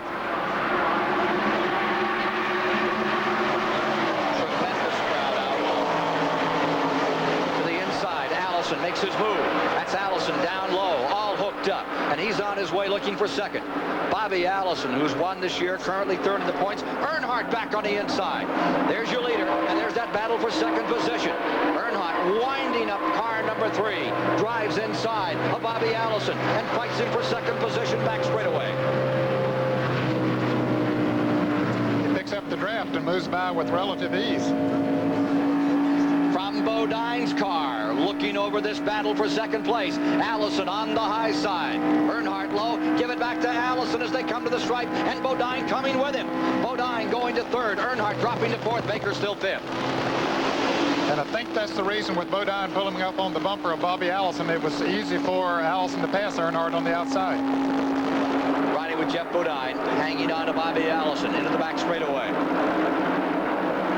They'll need to link up together, those 3 cars. Gant, while they were racing for the second position, has been able to pull in a little bit. Let's see if they can hook up together in the draft and run him down. About 25 car lengths, first to second. And exactly what Ned Jarrett said at the top of the program has been proven out as we move toward the halfway point of the event. Harry Gant's the man to beat. This car is really working nicely. Flag out for those lap cars. And here's trouble in turn 1, blown engine. Right in front of Richard Petty as they go into the turn. Petty slowed down and got down on the inside. Ridley loses an engine. That's the Raymond car. He pulls it down on the inside, does a good job of getting it out of the way of the traffic. He kept it in a straight line until he could get it slowed down and then pull it to the inside of the racetrack out of the groove. But the caution flag will come out nevertheless because he was up in the groove when the engine started to blow water and oil. Engines going off like penny firecrackers around here today. Yes, third caution in a row for that. Here comes Gant in the pits. And Jeff, looks like Earnhardt, Jeff Bodine following him down pit road, or at least Earnhardt is. Replay from Petty's car. Maybe we can see what happened here. They're going down the front straightaway, and you can see the engine just erupt, and you can see also that Richard Petty could not see. Let's go to Mike Joy.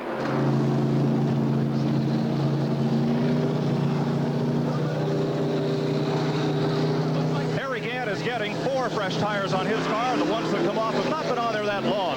But anytime there's a caution flag, you want to take that opportunity and get fresh tires on the car. Travis Carter has a word with his driver, and the NASCAR official has a word with him. Here's Travis. How about the tire wear now at this point of the race, Travis? Well, everything's been good for us, Mike.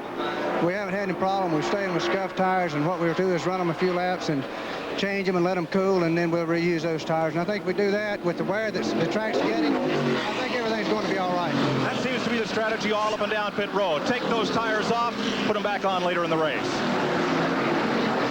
Richard Petty coming in, oil-streaked windshield, and you saw the reason why in that CBS onboard camera. Here's Chris. Okay, Richard Petty is in. It seems to be a rather calm pit stop. Petty's got that traditional rag in his hand, and they're spending more attention on the windshield than anything else. It seems to be very calm here. The yellow flag, they know that they don't have to hurry, and he's gone back into the action. And right up here is Bobby Allison just going out. Activity is on pit road. Chris Economaki moving down to the Bobby Allison pits.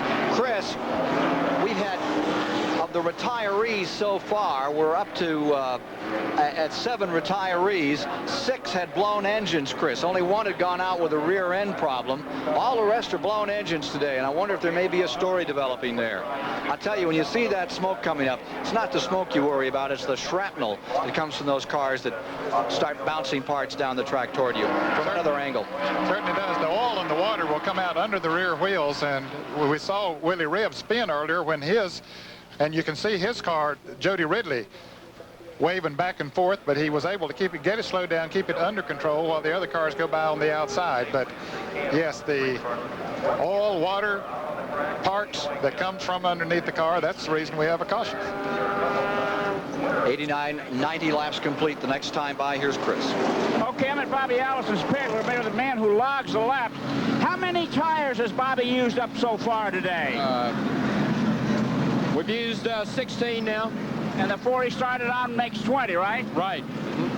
Okay, there you go. There's going to be some tire bill in this pit. Down pit road to Mike Joy. Chris, every one of these tires tells a story. I'm in Harry Gant's pit. This was a right front tire for car number 33. It was demoted to right rear duty, and now it'll be set to go back on the right front. 1200 is the compound number NASCAR allows on the right side of the car. Left side tires must be hardness number 1199. Well, why they move this tire around and put it in different places? It's because of the circumference. Here written is 89¼ inches. That will match up with a tire that will go on the left rear of the car. Apparently they couldn't find one to match, so this tire, when it goes back on the car, will go on the right front of the automobile. It is a science. It's not just magic. And every team has what they call a tire specialist who spends the whole day doing nothing but measuring tires, matching them up in pairs, so they can go on the car and have the absolute best combination possible. Despite all the handling tricks, despite all the horsepower, these 4 little patches of rubber are all that keeps that car in contact with the racetrack and going fast. No question about that. That's a very good report, Mike Joy. All right, the field is still under caution. 90 laps have been complete. Here's Richard Petty's car, number 43. Richard, that was almost too close for comfort down there in turn 1, wasn't it? Well, I got pretty close, but when I'm already behind, I'm a little more cautious right now. Let's take a look at it again here. As you went down into the first turn, Jody Ridley looked like he really covered the old windshield up for you. That he did. He covered it up. I just noticed where the racetrack was. I couldn't see, and then I made another lap. Dale and them cleaned it all off. Ready to go now. How's the car running? Well, the car's running pretty good, but it's handling real good. But the main thing, we got a lap down because of they had a caution just as was lap. We cut a tire down to begin with, and that got us by. Thank you, sir. Richard Petty, a lap down in this event to Jeff Bodine, Neil Bonnet, Ricky Rudd, Darrell Waltrip running up in front. More from Michigan Live shortly. And I guess you probably know I've been to probably more races than anybody else and ran against Richard more than anybody else from the time he started. I remember the first race he won in Columbia, South Carolina, back years and years ago. So he's been a tough competitor ever since I've run against him, and I know he's been tough for everybody else. This is an expose on the new Ford Escort EXP. Expressive. Expansive. Experience a new form of 2-seat excitement. Ford Escort EXP. Get 6.9% financing at your participating Ford dealer now. Winners run with Champion. America's best on the racetracks of the country. From the east out to the west. Winners run with Champion. They run with America's best. Champion salutes Bobby Rahal, winner of the 1986 Indianapolis 500. His spark plugs champion. Winners run with Champion. America's best. Hey, Murph, a postcard from Nick. Hey, what's it say, dear? This is it, guys. The Big Apple, and I mean big. You know, it took me all day to find the street my dad grew up on, and it's just like he said it was. I even met a man who remembered Pop. Then I saw the first lady he fell in love with when he came to America. And if only Dad knew how Unical 76 is helping to restore her beauty. And she is a beauty. Saving the lady with spirit, the spirit of 76. How to make a delicious A&W root beer float by basketball superstar Daryl Dawkins. The hook. Piece of cake. The three-pointer. Luck. The jumper. Not bad. There's nothing like the rich, creamy taste of A&W over ice cream. No matter how you make it. Pour yourself a frosty one. A&W. Uh-oh, the steal. Television's most comprehensive golf coverage continues with the Atlanta Classic next weekend on CBS Sports. The field is under green. Another time here at Michigan. Out in front, Jeff Bodine, the number 5 car. Bonded in second, Ricky Rudd third. Waltrip back to fourth after being almost a lap down. Fifth, Terry Labonte. Sixth, Joe Ruttman. Seventh, Tommy Ellis. And eighth, Tim Richmond. 8 cars have retired, 7 of them with blown engines. But here's the big factor, Ned. 27 cars as we come to the midway point. 93 laps complete this time by 27 cars in the lead lap. The type of competition we have today, Ken, is not surprising. Of course, we have had a number of caution flags, which has helped that situation, but we've seen 15, 20-car drafts running up front. Richard Petty from Richard Petty's car, watching Ricky Rudd working on the outside. Remember, he's up to third spot. Petty being lapped and getting under Ricky Rudd. Let's take a look at the attrition right now as the battle unsorts itself for a moment. Benny Parsons out very early in the going. DK's car, Willie T. Ribbs. Ron Bouchard is away with the motor. Dave Marcus's number 71 has said goodbye. Jody Ridley, J.D. McDuffie. Let's talk to Mike Joy about those engines. Well, this is Randy Dorton. He's in second place in NASCAR's engine builder point standings. His engines are under the hoods of Jeff Bodine's and Tim Richmond's cars. What are causing all these engines to blow away today? I couldn't understand you, Mike. What's causing these engines to blow up today? Mike, we've come here to this racetrack and set track records and running 6 to 7 mile an hour faster than we did before. So we're just running these things in a lot harder conditions we came here prepared for, actually. How many RPM are your motors turning today? We're operating at 6,600 off the corner, going to accelerating to 79 to 8,000. That's a lot of beats per minute. Let's go to Chris. Well, I'm with Robert Yates, one of the most famous engine builders in NASCAR, who says that his engine is under the hood of Bodine's number 5. Robert, 7 engines have blown so far today. Why would today make so many engines blow? Well, I don't think anybody anticipated a race to be this fast a pace.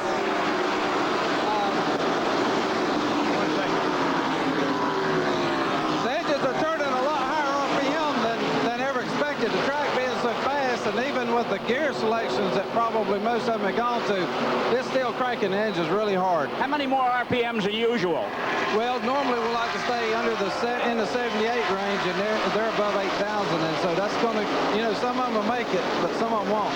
Okay, there you have it. They're turning these engines, winding them right out of the chassis, as they say in racing. Back to you, Ken. 8,000 RPMs, 8,000 revolutions per minute. That's getting on the thin edge in these engines. It'll take its toll, no question about that, Ken. And another thing, when they get into draft, as effective as we're seeing it here today, those RPMs go up another 200 or 300, and that adds more stress to it. In front for the moment, Bodine. Ricky Rudd has taken over in second place. Bodine is setting an incredible pace. That's how far back as you look from Jeff Bodine's car to the rest of the field. He has a 1 9/10 second advantage, first to second place. Now here's Earnhardt beginning to gear up for a charge. Comes to the inside, and it's Earnhardt down to the bottom of the racetrack trying to move through. He's got some moving to do after that pit stop. He was well down on the start. Remember, 27 cars in the lead lap. Earnhardt is sandwiched right in the middle of that hustle going down into the first turn. That's Tommy Ellis directly in front of him there, former national sportsman champion of NASCAR. Pride of Virginia. Touching Tommy Ellis and Richard Petty. Earnhardt trying to get sorted out here. Traffic all over him and around him. Earnhardt had a decision to make. Should he follow Ellis through or Petty. He saw that Petty might be the fastest one, so he chose the 43 car. Out of Petty's car. There's Joe Ruttman right behind him. He's amongst them there, isn't he? He sure is in a cluster. Now there you see the interval. That's the leader, that yellow and white car going down into turn 1. And then the Armada. Well, let's give a call to Ricky Rudd, who has done a good job of coming back. He was one of those drivers that had to pit early, an unscheduled pit stop. He managed to stay in the lead lap. Bud Moore and the crew got him back out, kept him in the lead lap, and he's fought his way back up now to second place. And into third moves Terry Labonte, dropping to fourth is Waltrip, up to fifth, and into fourth goes Dale Earnhardt. One thing about Earnhardt, he is determined every inch of the way. The motors are right on in wherever he needs to go, and that car handles so well. He's been the dominant car on the circuit this year, if there has been a dominant car. Hope she doesn't drop a stitch out there. Wow, look Hope at that. These guys don't drop a stitch. Look at this. 4 wide, down into turn 1. Cale Yarborough right in the middle of it. 2 rows of 4 wide. The halfway mark will be coming up the next time around. I'll tell you, the fans have already got their money's worth, but we got that much more to go. That they have. 99 laps complete. Cross flags this time by. Live on CBS, the Michigan 400, Richard Petty's 1000s racing for halfway. It'll be Bodine in the second spot. There's the halfway mark out for Bodine in first, Rudd in second, Terry Labonte in third, Earnhardt in fourth, Waltrip in fifth, and Joe Ruttman making a good accounting now. Kenny Bernstein's team. He's had some good runs in that car this year, Ken. He's had some trouble with it. Here's Earnhardt still moving up and moving up now on Ricky Rudd, the second place car. Notice how he used the bottom of the racetrack. It's cooled off down there, and he's getting a bite. He dives in. There's the leader, Geoff Bodine, looking for win number 3 of 1986. A fabulous victory at Daytona. An incredibly strong victory at Dover, Delaware. Torture Rack, the Monster Mile. There's that battle for second place as you see the interval from first to second in the rest of the field. While they're battling for that position, he's pulled away to a 4-second lead. So out in front remains Bodine. The battle is dead even for second. More from Michigan shortly. You know, Richard and I have had our run-ins over the years, and you know, we've even knocked each other's fenders off a few times. But that goes without saying. You know, we got out there and we competed as hard as we could when we were on the track. But I really respect and admire him on the track and off the track. He's a true champion. He's a guy that has represented the sport of auto racing mighty well for as long as I can remember. Presenting the Honda 4Trax.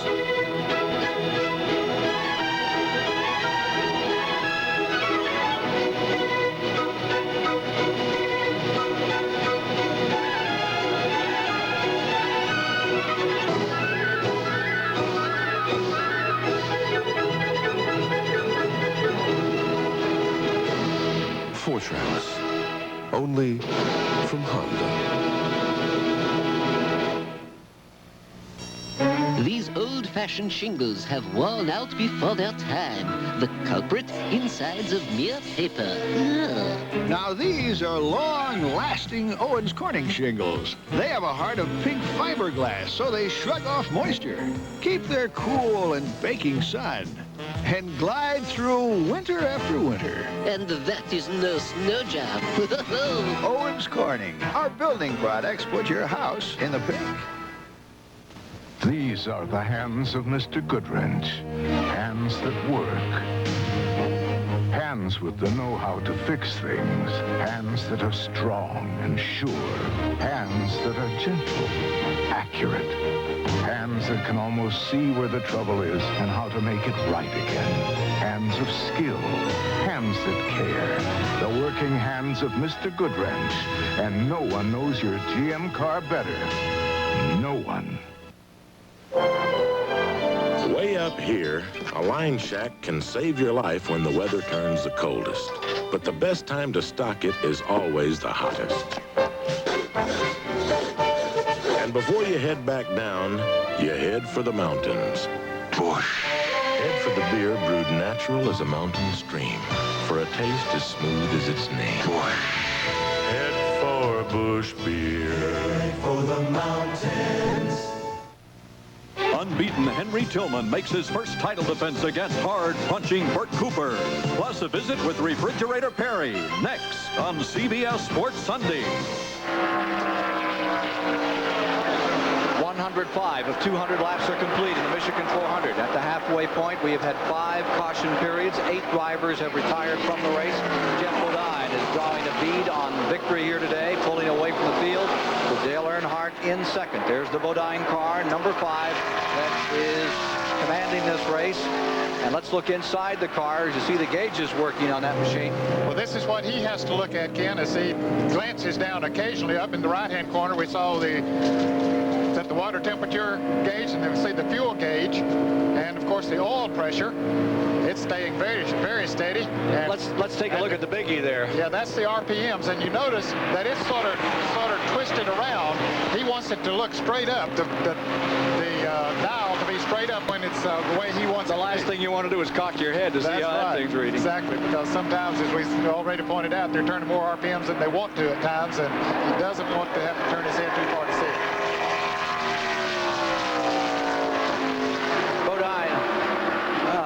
The popcorn concessions aren't doing well here at all today. Too much racing. Everybody's too much racing out here on the racetrack. Nobody needs to eat.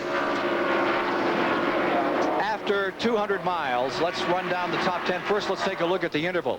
There in front of this wonderful crowd, you see the leader, Jeff Bodine, with a handsome lead over Ricky Rudd, running in second place. Fine run for Ricky Rudd. Terry Labonte in third. Dale Earnhardt in fourth. And Darrell Waltrip still looking for his first win in the Michigan 400 in fifth. And the sixth spot is Joe Ruttman. Going seventh is Tim Richmond. In eighth is Neil Bonnet. Morgan Shepherd is in ninth. And Phil Parsons has come up into 10th spot. A little salute to Phil.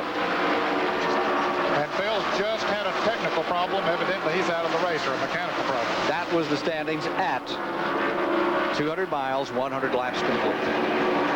Bodine is able to pull away, Ken. He's not, now that Earnhardt has gotten up into second place, we thought he might be able to pick up on him, but that's not the case. Bodine running his own race out there and just pulling away from him. He is leading by 6 seconds over this battle for second place that you see here on your screen. Earnhardt in number 3 in second. Terry Labonte right there in third. Tim Richmond in fourth and being challenged by Morgan Shepherd. Ricky Rudd has come back a few spots. He's in sixth. Baker is back to 7th. Buddy Baker was up to 4th, then went back to 24th on a restart, and he's right back in it. Baker has real intentions on this race. Yes, he does. Having a good run here today. He and Danny Ship own their own team now. Buddy is the manager of it and doing a good job. Gary Nelson looking on as his car flashes by with a 6-second plus advantage. Kyle Petty coming down. Kyle Petty, winner at Richmond, Virginia earlier this year. His first Winston Cup checker, having trouble here today just past the midway point, and Kyle getting ready to bring it in. This is the Wood Brothers car that has had a number of victories here with David Pearson at the wheel in the past. Kyle, of course, the driver for the last couple of years. On pit road, car number 7. Special presentation to his dad down here today in the pre-race ceremonies. Had a flag that all the drivers had signed, gave to him, but it looks like Kyle's going to be out of it here today. In that feature that we saw about Richard Petty a few moments ago, it was Kyle Petty who helped lift his dad unconscious from that terrible crash at Charlotte. And Richard was back the next week. He, like all of them, any Sunday is a race day. Any possible way, they'll be there to compete. Let's go to Chris Economaki. I'm with Gary Nelson, Jeff Bodine's crew chief. Gary got a big lead, biggest of the race. You've used fewer tires than anyone else. Things must be really right for you today. Well, first of all, I'd like to wish my dad happy Father's Day out in California. But as far as the race goes, we're happy leading. There's still quite a ways to go. We're just over the halfway point.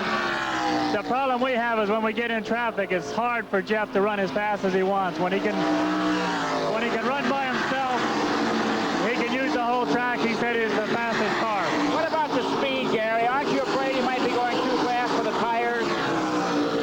Well, the tires are doing a good job. We're just really overstressing them. I'm surprised that they're holding up as well as they are, as hard as these guys are going into the turns. Okay, thanks very much, Gary Nelson. And now down pit road to Mike Joy. I'm with Bud Moore, the owner of Ricky Rudd's car. Good pit work got Ricky up to second on the restart, but he's starting to slip back a bit. Do you not have the right setup on the car, Bud? No, we're just pacing ourselves right now. We just, you know, they've had little tire problems to start with, so we just sort of pacing ourselves right now to get down towards the end, then over we can run. You've been looking at and measuring tires. What will you change on the next pit stop?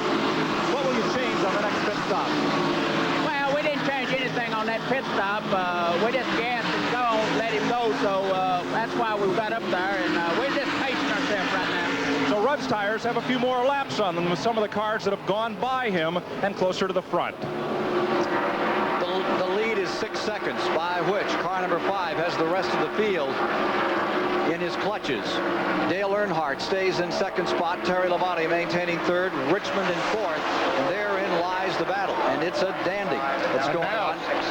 Harry Gant is beginning to move back into that pack. He had made a pit stop, and he has been the only car that has shown the strength that Jeff Bodine is showing here right now. Up to fourth. Yes. Up to fourth. And there you see the green car, number 33. That's Gant tucked in behind Terry Labonte. Not for long. He wants to get untucked right about now. There's Morgan Shepherd right behind the maroon car. And I believe that 88, that's Buddy Baker. Buddy having a good, strong run here today. He is having a great run here today in car number 88. That big, gentle giant from Charlotte needs one. He's had a third place this year. Other than that, it hasn't been a Baker day at all. Started all but 3 races here at Michigan. One of those was that inaugural race, the 500-miler back in '69 that went on until dark and thereafter.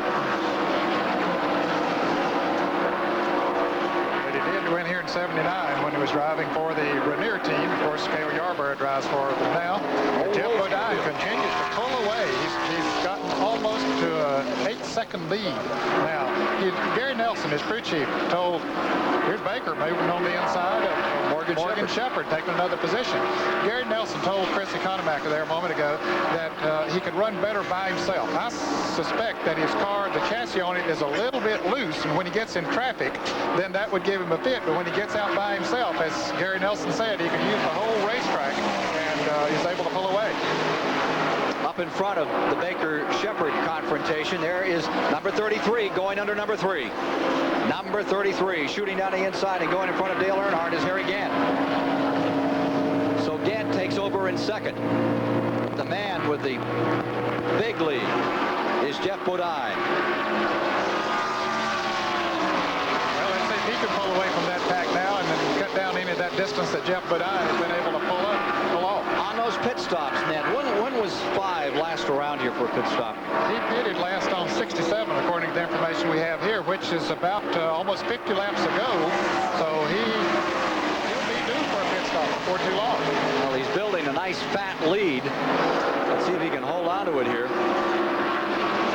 8-second lead, 8+ between first and second place. And second place, dandy battle. But now Gant has drawn away.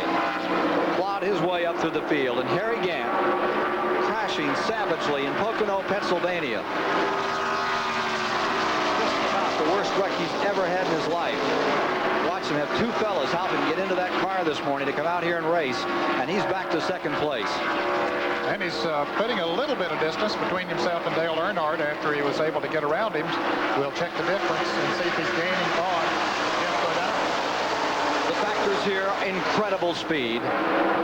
The tires and the engines with a rev counter blown out of them. Up over 8,000 RPMs today. At issue, whether or not tires, engines, men can run the distance. For sure, the drivers can go it here on 400 miles. They love this racetrack. But the other questions yet to be answered.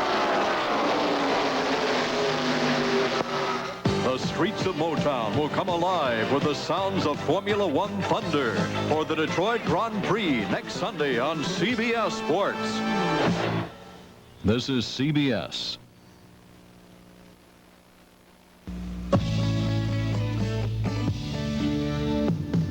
This is the place where the work gets done. Work, that's the measure of a man. This is the home of America's best. This is the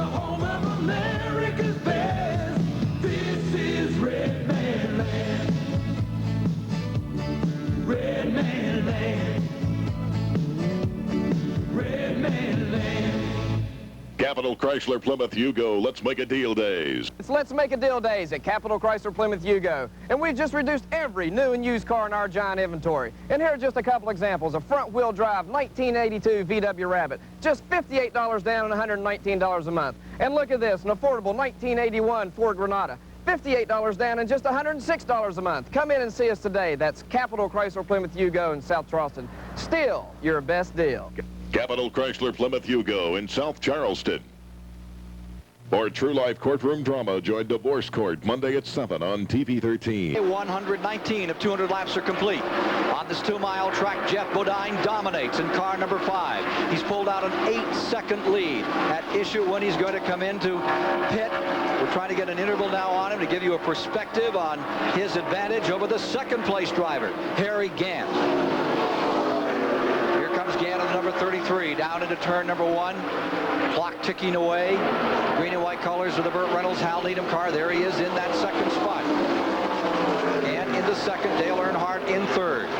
Running in fourth, Tim Richmond, Buddy Baker in fifth, Morgan Shepherd 6th, Terry Labonte 7th. Ricky Rudd is 8th, Bobby Allison 9th, Darrell Waltrip in 10th, Joe Ruttman 11th, Bill Elliott 12th, Cale Yarborough 13th, Bobby Hillin 14th, all in the lead lap. Ken, let's update the situation on Bodine. He was last in the pits on lap 87, not 67, so he should be able to run another 10 to 15 laps before he would be due for a pit stop. Here he is putting a lap on Mike Waltrip, the leading rookie on the Winston Cup Tour, son of brother of Darrell Waltrip, the younger brother. Number 23. Bodine away, back straight away, and still getting away from the field. Just incredible power being shown out of car number 5. The car is certainly handling beautifully out there by himself, Ken, no question about it. Gary Nelson said that when he was in traffic that it didn't work quite as well, but he has no problems out there by himself. Well, Bodine pitting. Pits right now. Bodine coming in. Here's Chris. Okay, they're standing at the ready here for Jeff Bodine, the leader. Watch these men work. Some paper on the front windshield. It's going to be right tires, fuel, no chassis adjustment. That tells you that the car is handling perfectly. The clock ticks away as they wait for the right side rubber to get bolted back on. The fuel is not in it yet, and the tire change is finished. Okay, and there we have a nice thing. 17 and 6/10 seconds, and Jeff Bodine is back on the track. Now down to Mike Joy. Well, I'm at the autopsy of the Kyle Petty engine here in the garage area with car owner Glenn Wood. And Glenn, there's nothing visibly wrong with this engine. A few drops of oil on the concrete. How do you theorize what might have happened to it? Well, most of the time in a case like this, it'd be a valve spring, which wouldn't usually go out the bottom. It doesn't seem to be anything in the bottom end, so we'll just have to assume it's a valve spring. Have you had much valve train problems this year? This will be the first. It's a mystery to them as well as us. 10th retiree, Kyle Petty, with at 17, give or take, second. Pit stop on Bodine. Gant is now your leader. Over Earnhardt in second, Richmond in third, Shepherd fourth, Baker fifth, Labonte sixth, Rudd up to 7th, Allison into 8th, Waltrip to 9th, Elliott to 10th, Ruttman to 11th, Cale Yarborough in 12th, Bobby Hillin moves to 13th, Bodine 14th. And Buddy Baker just made a pit stop a moment ago, Ken, for tires on the right side, and both of them, he and Bodine, would stay in the lead lap. They got their service quick enough to get back out and stay in the lead lap. There's Gant, number 33, scooting down into turn number 1 with about a 10-car length advantage over second-place man Dale Earnhardt.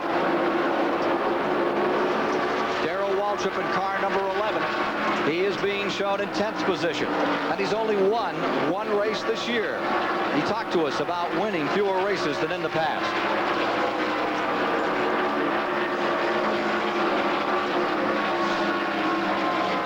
We'll get to that in a bit. Car number 11, Darrell Waltrip in that 10th running position. Gant staying first, Earnhardt in second, Richmond third. See if Gant coming by in the lead, and he is now drawing away, Ned. Yes, he's after he got around Dale Earnhardt, he gradually started pulling away, not with the lead that Jeff Bodine had, but nevertheless, he's about to lose Earnhardt in the draft. The race stabilizing for the moment. NASCAR champion Darrell Waltrip would likely have a problem winning a popularity contest with fans. His manner can often be described as both outspoken and irreverent, but there is a different side to Darrell Waltrip. Bill Elliott says the guy leading the points is the guy that's really under the pressure because the guy behind can go for broke. How would he know? But there's another story to be told. Just give it up. I know you want to let go. Give it all to Jesus. Let him free your troubled soul. Darrell's a regular member of a Bible study group that meets early Tuesday mornings in his garage. It's a time for humor, camaraderie, and more serious matters. This is going nationwide. Give him the address out. One day I have a feeling we'll be watching TV and we'll see Darrell zooming around the track, and then they'll say, here's a day in the life of Darrell Waltrip, and then they'll show him the Bible study, and then the guy come on and say, believe it or not. What time is the minister getting here? Very, very seriously, I would like to take a look at a fellow named Paul, or Saul, as you may know him. Saul is his Hebrew name and Paul is his Greek name. And let's take a look at it in Acts 8, where we were last week. They're Franklin, Tennessee businessmen sharing in a common religious experience with Darrell. Spiritually, he's helped us by his witness of the Lord. But as far as the celebrity aspect of it, that's totally out of the question. He's a friend and a brother in the Lord, and he has a need, and I hope we're meeting his need. This Tuesday morning thing is my Sunday morning at the church, and it's what I draw from the whole week. It's improved the quality of my life, and it's improved the way I act and handle myself at the racetrack, and in basically everything I do. That's Darrell Waltrip. It is Waltrip. Out of control. He slams the wall. Undercuts and almost nails Yarborough. It was a pretty jarring experience, hitting the wall, and also it was a real awakening for me and my family and all of us that, you know, I could get hurt driving a race car. I never really thought much about that. I think that experience, I think that weekend, we rode back in the van and Stevie drove, and I didn't even remember coming home, and we talked a lot after that about our lives, and I think that was a turning point in our lives. Is Darrell different? He is a gentler, more peaceful person, more satisfied, and easier to like himself, I think. The naysayers and the fault finders will say, well, Waltrip's found another gimmick. Well, I don't care. They're going to see that it's not just a fad or a phase, that it really is real. And if they don't see that, it's still not going to affect where he is and what kind of person he is or what he becomes.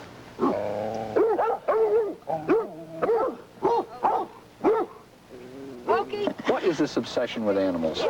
I think they must fill a void for Darrell and I, because we've wanted children a long time and we don't have children.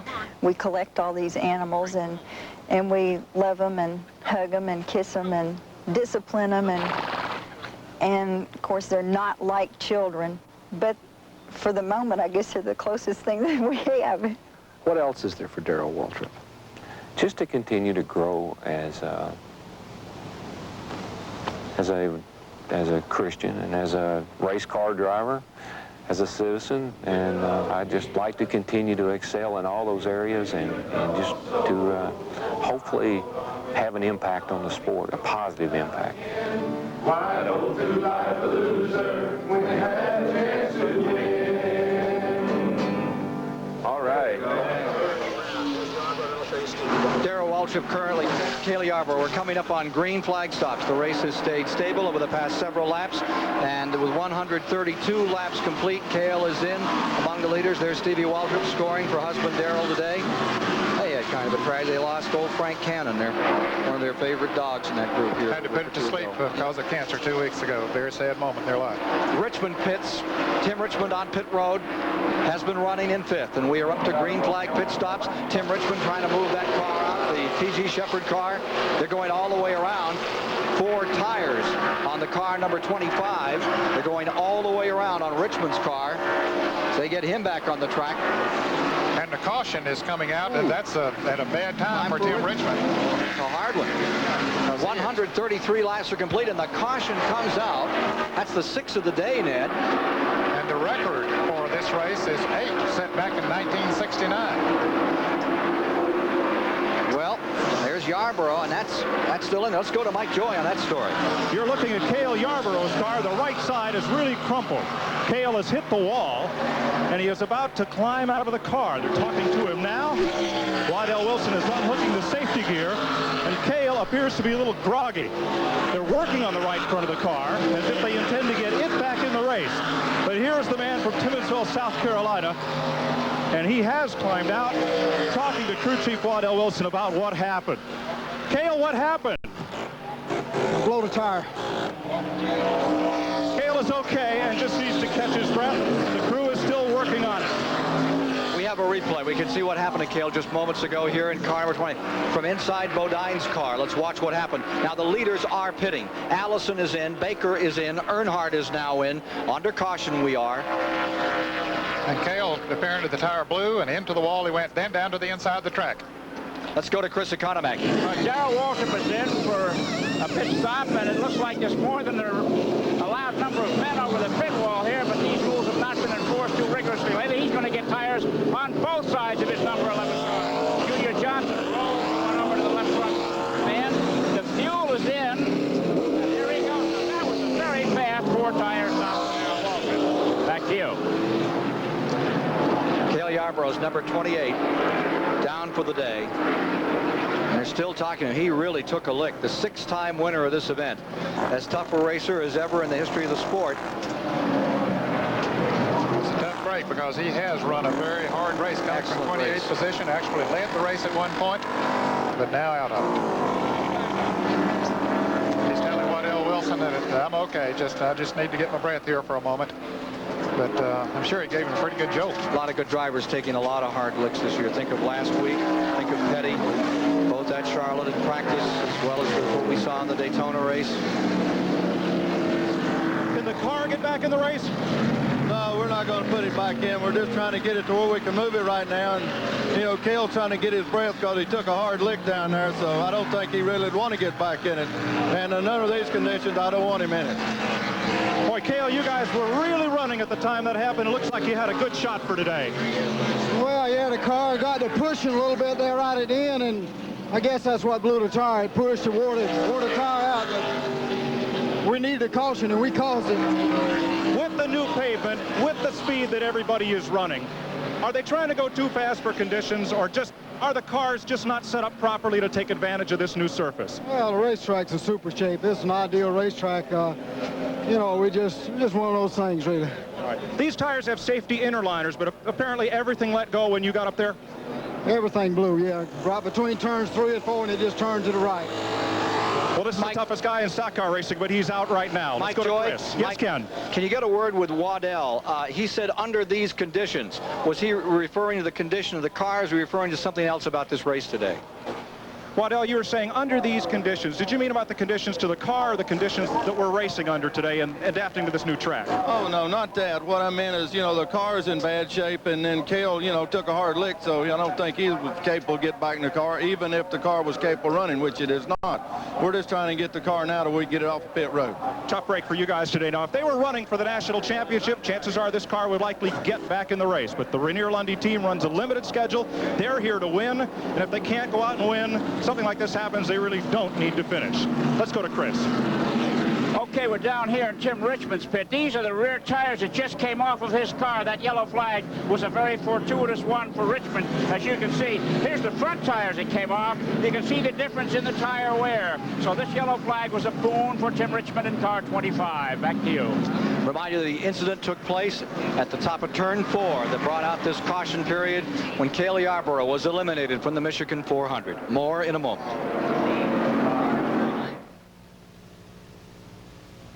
Richard Petty has always been a big rival of mine because he's been hard to beat, and you know, know, every time, as I say, every time we go to the race, Richie Petty is a man to beat in any given race. And we've been rivals, but we've also been friends throughout the years. Alpha team, aggressor tank spotted. In a battle drill, you need horsepower, firepower, people power. That's teamwork. Moving tank, track front, 2,000. This team uses a computer, thermal sight, laser rangefinder. Yeah. All that you can. We win, the whole tank wins. The whole team wins, not just one person. Find your future in the Army. Have you driven a Ford? When was the last time you had a kind of car that brings the road alive? Have you driven a Ford? Then you don't know what you're missing. Have you driven a Ford? Driven a Ford? Have you driven a Ford? Your car gets hit and the molding snaps. Your tile comes loose. Your gutters spring a leak. Your fridge blows a gasket. Tough repairs strike anywhere, but you can fix them all with Elmer's Stick-Saw. Tough repairs, fix them all with Elmer's Stick-Saw. If your ship must be, Emery's got a rig to take it from the biggest to the smallest. It's as good as theirs, just call us. It's as good as theirs. In my line of work, your insurance isn't on a piece of paper. It's up here, and it's in your equipment. With all the technology that's built into today's cars, I just don't trust mine to anything but AC filters. An AC oil filter can help protect your gasoline engine for up to 15,000 miles. An AC air filter, up to 30,000 miles. Never wait for trouble. Protect your car with AC filters. Now get rebates on AC filters. Call 1-800-AC-DELCO for a participating dealer. Sunday, Carol Burnett battles the body I'm a big blob of nothing. to become someone with a dream. The first recovery house for women. Life of the Party, the story of Beatrice. 137 of 200 laps complete. Dale Earnhardt has the lead with Harry Gant now in second. Neil Bonnet in third. Bill Elliott in fourth, last year's winner. Bobby Allison remains in fifth position for the moment. Those are the top five. There you see the number 28 car. Waddell Wilson, who was just adding to someone down there, said he had no idea that Cale had crashed that hard. He didn't communicate that. When the car came in, they thought it had slapped the wall, and then they realized that he was groggy, that he had taken a terrible lick. And we have another angle. I think we can get an idea about just what kind of a lick he took right now, Ned. Well, this will be at normal speed as he went into the turn, and you see him just go up. He clips the wall pretty good.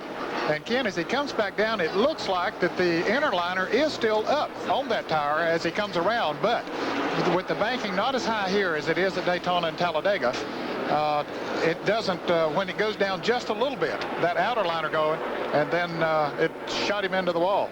Just taken to the ambulance, Cale Yarborough. That'll be for a checkup.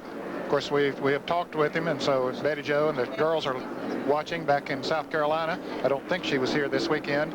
They know that he's, of course, has walked into the ambulance. That is the sixth caution of the day as Cale Yarborough is eliminated, a tire blowing in the turn 4 area of this 2-mile track. That's the 12th retiree from the event. You're inside Jeff Bodine's car for a moment. Let me remind you again that next Sunday, CBS Sports will present, starting at 1 o'clock Eastern, the United States Grand Prix, the Detroit Grand Prix. Nigel Mansell, who was victorious this afternoon in Canada. Alain Prost was second. Nelson Piquet of Brazil was third, which means that in the World Formula One standings, Prost is first and just 2 points behind. There is now a tie for second place with Mansell and Ayrton Senna. Field ready to resume. Ken, as we get ready to get the green again, it is waiting. That Tim Richmond is 1 lap down now. He was caught in the pits when the caution came out with the 4-tire change. Neil Bonnet also had just pitted, so he went a lap down. Getting nailed by Tommy Ellis was Earnhardt on the start. Tommy Ellis clipping, as you saw, the rear end of number 3, and Earnhardt just picks it up and keeps on moving. I want to see that again. I'm sure you do too, Ned. That was an incredible blow. They were just coming to speed, and he had him turn sideways. Earnhardt Earnhardt drove away from it and kept on coming. And 47, Morgan Shepherd's car appears to be slowing as he went into turn 3, as we see some jostling back in the pack. Now that car way up against the wall. The red, white, and blue car is Ellis. It looks like he's got a handling problem, and Ellis is now falling back.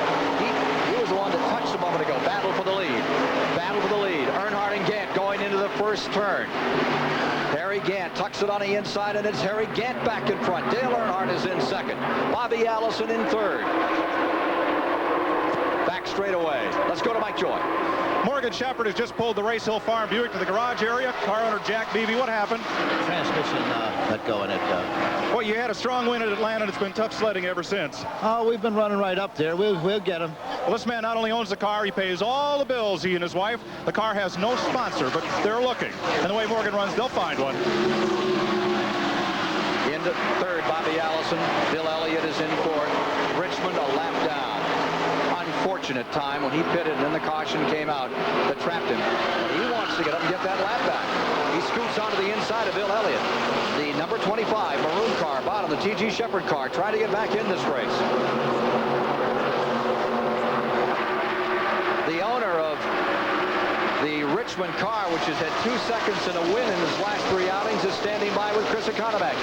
I'm with T.G. Shepherd, who well known as a singer. He sang the national anthem to open the activities today. What's your role with car 25, T.G.? Well, I'm a spokesperson for the race team on behalf of Folgers Coffee. And we blend country music along with racing. As a singer, what's this noise doing to your ears? Well, it's pretty tough on the ears when you have to work each day like I do. I'm going from here to Los Angeles to do a TV show, and I hope they can hold out.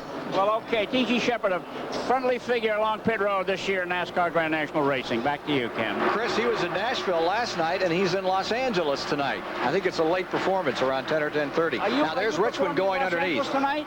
I'm flying out at 7:40 tonight to go out and do some TV out there. Yeah. He's on your horse, T.G. Shepherd again. There he is trying to get underneath Elliott. Of course, Rick Hendrick is the owner. Yes. And Richmond fighting hard to try to get up there and get his lap back. I think T.G. would like to be the owner. He came in, he talked to Needham 2 or 3 years ago, really wanted to get into this thing and tried in every way he could to find a way to get involved. Good battle for second going on here. Bill Elliott now beginning to ramble a little bit up there in car number 9. He may have just been lying there waiting for this time in the race. Now, for this time, we've come to 143 laps. Not too long ago, Jeff Bodine was the class of the field. He'd run away to almost a 9-second lead, but now he's buried back in the pack at about 4 seconds behind the leader. And his crew, Gary Nelson, said that he couldn't run that well in traffic, and boy, he is in it now. Again, springs out, has himself about a half and 3/4 of a second advantage over the second place red car, number 9, the Ford Thunderbird of Bill Elliott. And then there's about a 5 or 6 car separation. Bobby Allison coming up next in third. There's number 9, Elliott, very much back in the game today, the winner of this event for the last 2 years, and Mike Joy is with Ernie Elliott. Here's oldest brother Ernie, the crew chief and engine builder on this car. You guys are a factor, maybe for the first time today. Have you been hanging back and just kind of riding along, or has he been pushing that car as hard as he can? No, we've been running pretty hard. I think everybody else is having a little problems now, and I hope we're getting ours sorted out. We've had some problems up until now with tire blistering and, you know, just the various little things. Couldn't get the chassis. So now, maybe things will be okay. If you have to go harder, do you have any left? If you have to go harder, do you have any left? We're running as hard as we can go. And so is most everybody else at this point. Ken? You know, unlike a few years ago, Ken, when you could sort of loaf around and win races, it's not that way anymore. Somebody is going to run hard, and when somebody does, everybody else has to. There can be no tortoise in the hare here. No, you just go out there and run her flat out and hope it lasts. Here's Elliott trying to close it back up another time on Harry Gant for the lead. Allison line third, Earnhardt fourth, Baker fifth, Waltrip sixth, Ruttman seventh, Ricky Rudd eighth, Rick Wilson into ninth, Terry Labonte into 10th. Rick Wilson, with new sponsorship on that McClure car, has become a real factor, I would think, before the year is out. He's a terrific driver. Yes, he is. And the Morgan McClure team out of Abington, Virginia, have paid their dues in this sport, and it's good to see them get a national sponsor on the car, and I think they'll do well for it. Elliott seems to be cutting into Gant's lead. Yes, he is. The car working very nicely, Ken, in the center of the racetrack. He is definitely gaining on Harry Gant. And there's Allison being challenged by Dale Earnhardt in fourth. Directly behind Earnhardt comes Buddy Baker, who is mounting a great effort today. Baker has run as good as we've seen him this year on the super speedways. Of course, he's only running the super speedways this year, limited schedule. On the high side goes Bobby Allison, and down to the inside, number 3. The yellow and blue colors of that Chevrolet for Richard Childress Racing Stables, and they are pulling up a spot. Meanwhile, up in front, Elliott is definitely closing on the leader. A lot of fans will be happy to see that because Bill Elliott has had a tough year. As you said at the top of the show, his best effort has been 3 fifth-place finishes so far on the regular schedule. He's there. Bill Elliott ready to go for the lead. Meanwhile, it's 3 wide for the third position coming to the line. Behind the leaders. Crowd up on their feet watching this battle for the lead, and directly behind them now they've come back to 2 abreast.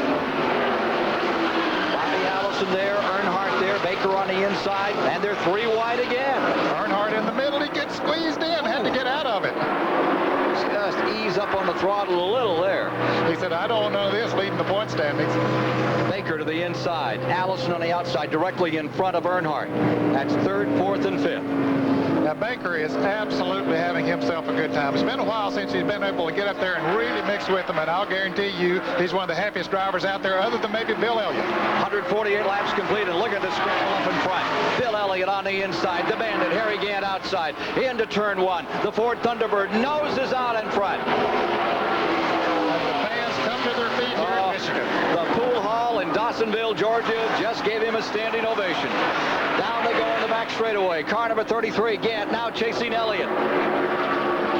And this is only the 6th race that Bill Elliott has led this year, and last year he came into this race and had won 6 races. Made it 7 with this event. For turn 4, Gant closes on the outside. Bill Elliott out in front. They've got the motors all the way over, red lighting them all the time. And the fans excited about this. Elliott is so popular throughout America. His car owner, Harry Melling, is from Jackson, Michigan, just down the road here from the Michigan International Speedway. They had a big outing for him on Friday night here. We were able to go by and visit with some of the folks there. Had hundreds of people out here in the country at one of the clubs here. Just a very nice affair. Bill Elliott is really kind of America's pride. Easygoing, soft-spoken, very determined, very deliberate driver. Lots of rumors about him for next year, and some of them now centering on Junior Johnson, of all people. Now, boy, wouldn't that be interesting? I wonder if there's a Ford in his future. Here he is out in front and trying to draw away from Harry Gant. The last time we visited the Elliott clan in the mountains around Dawsonville, Georgia, we found that the mountain folks protect their secrets well. Secrets that won the Elliots over $2 million last year. We were there again recently to find out how all that money might have changed things for the Elliots of Dawsonville, Georgia. The $2 million hasn't changed much in Dawsonville. The barber shop still closed on Wednesday. Pool hall still notes Bill's accomplishment on the window. And Betty's Country Store is having a giant winter sale. However, there's some excitement at Rooster's Place. Things are busier these days thanks to number 9 memorabilia. We had a bunch of tourists come through. That helped business good because more Bill wins, more tourists we get. We're hoping this year he'll win the point standing and win the $1 million again. Ernie Elliott was unavailable, working as usual behind closed doors. But Brother Bill was willing to show off his latest pastime. For recreation, Bill likes aerobatics, like racing. It's not for the weak of stomach. He convinced me to go for a spin. Every minute of flying you do is just like driving a race car. That's experience. That's something that might get you through one situation that lack of experience wouldn't have got you through. I really don't know what the limit is. I haven't found it yet, but I'm working on it. Boy, it sure is pretty up there. 1, 2, 3. It's like Kentucky. Oh, that was wonderful. Yeah, I become a part of the plane. I guess that's what I like about it. Same way with a race car. You become a part of the race car and feel everything that it does. If I couldn't race, I guess that's what I'd do, would be fly. What did the $1 million change? Has it changed anything? I don't think so. You know, as far as the money goes, the money ain't really what makes me get up every morning. You know, it's a part of it to keep a living, to make a living, but as far as to make you do the things you need to do, you know, I like the challenge of just driving a race car and working on a race car. Are the brothers as solid as they were a year ago? I think so. I feel like 85 wore on us quite a bit as far as everything we went through, as far as the whole team's concerned. You know, I don't know how many more years you'd be able to stand a year like 85. You know, all the attention, all the focus, you know, all the pressures involved, because, you know, you can only take so much. Things are slowly changing. Bill and Martha still live in the basement of Mama Reese's place. She felt a little peaked and didn't want to chat. Bill and Martha are moving up the road to Amicalola Falls. And by the way, Ernie's broken ground for a new engine shop. It'll be larger, more modern. But one thing will never change. These mountain folks, friendly, but secretive.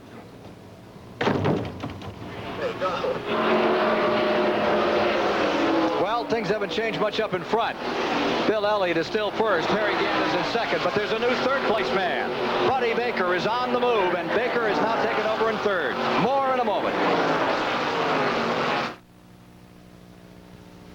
1,000 starts is an unbelievable number. Richard Petty has been in every event that he could be in since he started in 1958. Unbelievable number.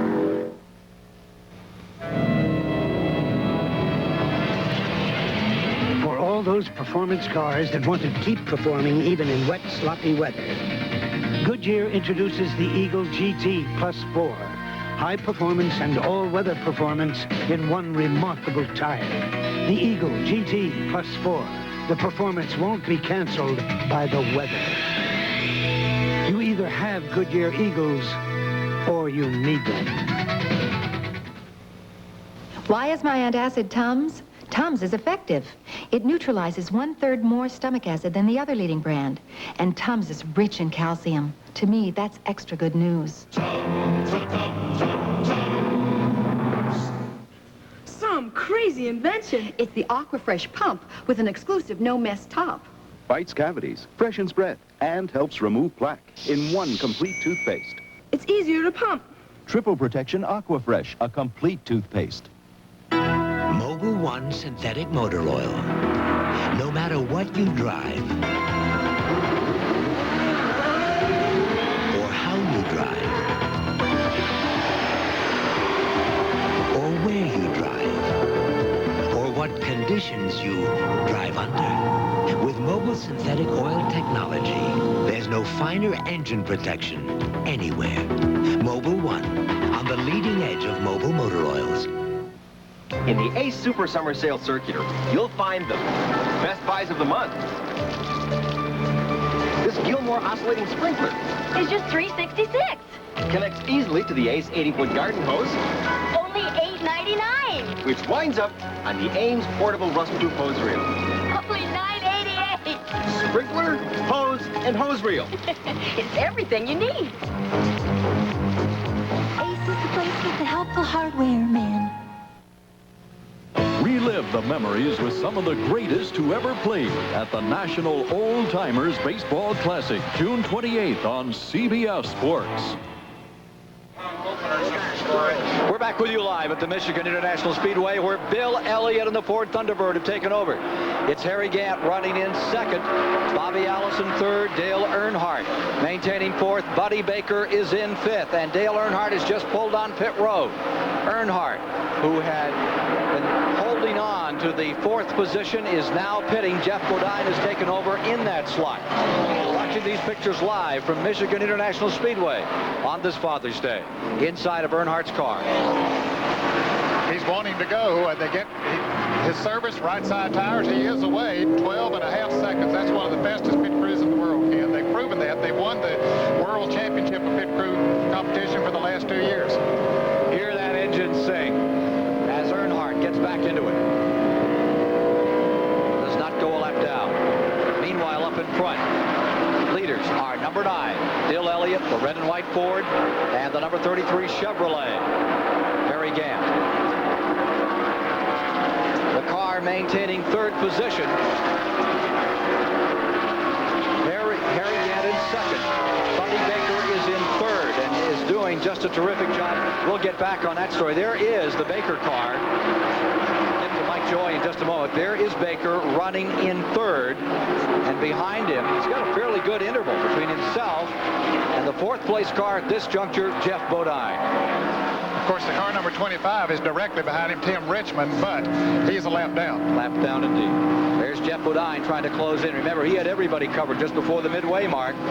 Now he's running solo by himself, and he may be able to clamber up and take a shot here at Baker before too much longer. More of the front runners coming into the pits, kid.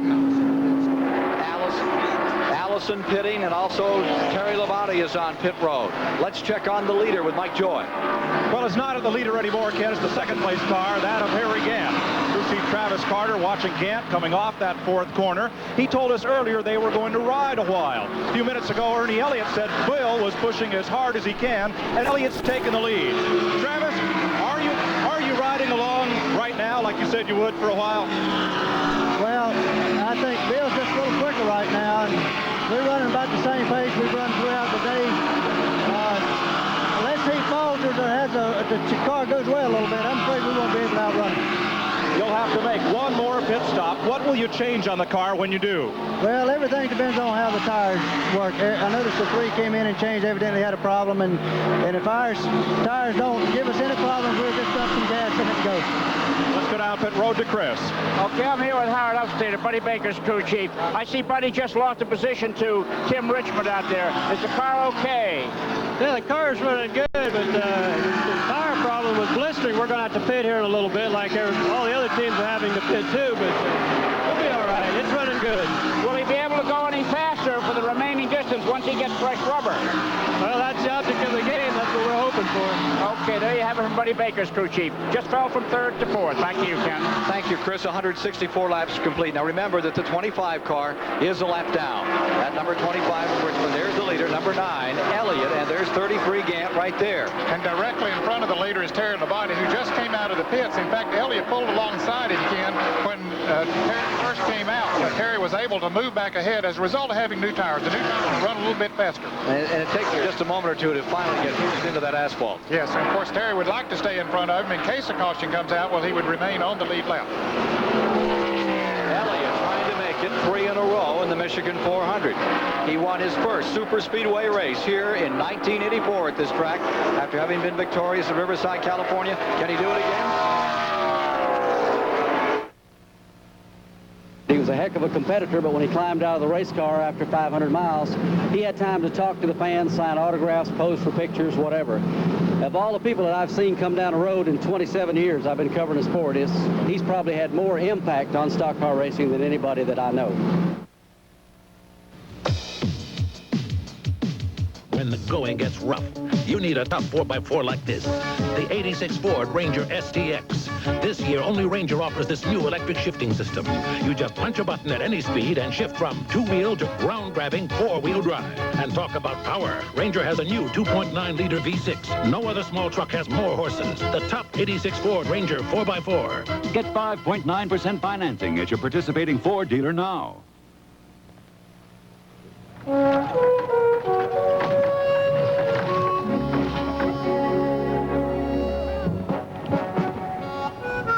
Being an all-round cowboy isn't always a case of throwing a perfect loop. Sometimes it's a sack of potatoes.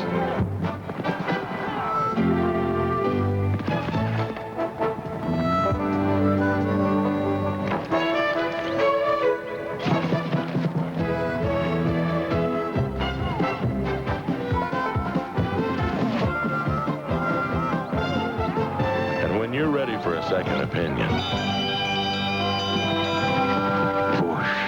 head for the beer that goes down smooth as a mountain stream. Busch, brewed for a taste as smooth as its name. Busch. Well, that was really good. Want some more? Sure. Head for Busch beer. For the mountain. Head for Busch beer. There's a dumb mistake even I make sometimes. I take great care doing a tune-up. Start the car, and it doesn't run right. I go crazy checking things until I find out one of the spark plug wires wasn't pushed all the way down. That's why I like these Autolite Power Seal spark plug wires. They click on so you know they're making a good connection.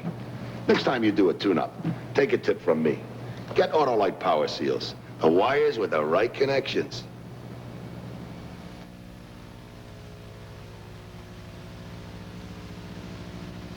Slating, this is 60 Minutes promo, 38T10 tonight version.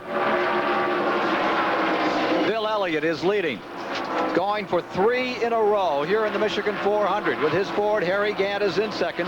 Buddy Baker is maintaining third. Bodine in fourth. And Joe Ruttman is in 5th position, having a great run in the Kenny Bernstein car today.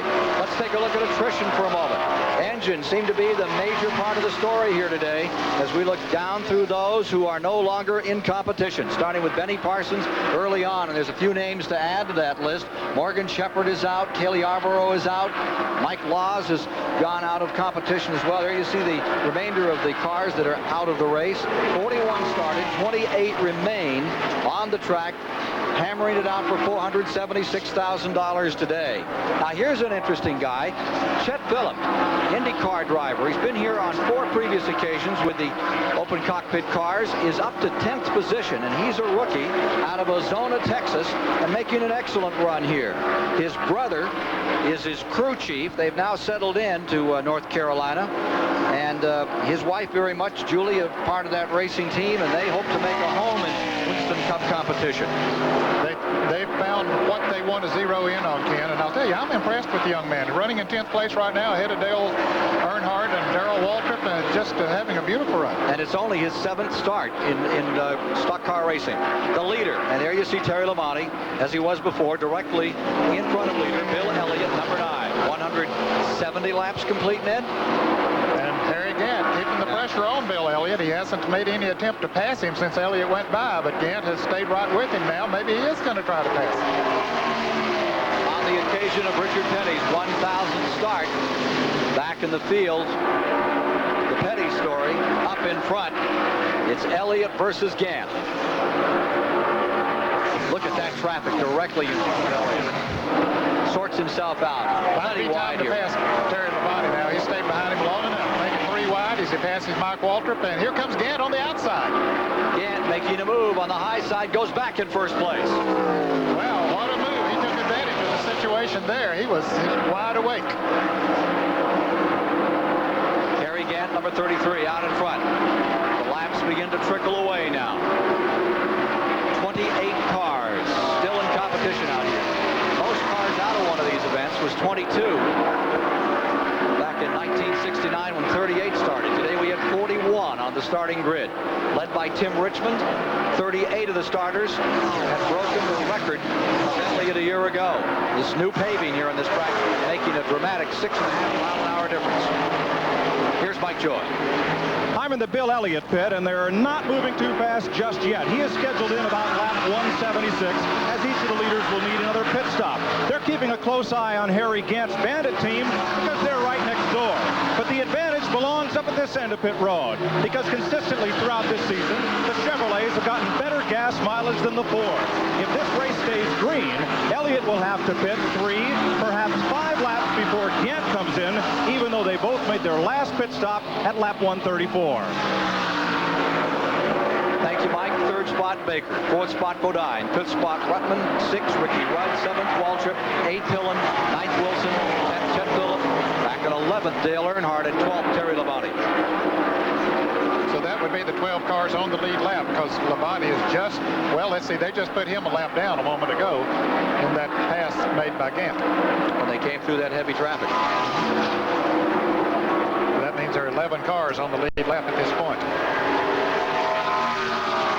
Kenny Schrader about to be overwhelmed by those 2 leaders.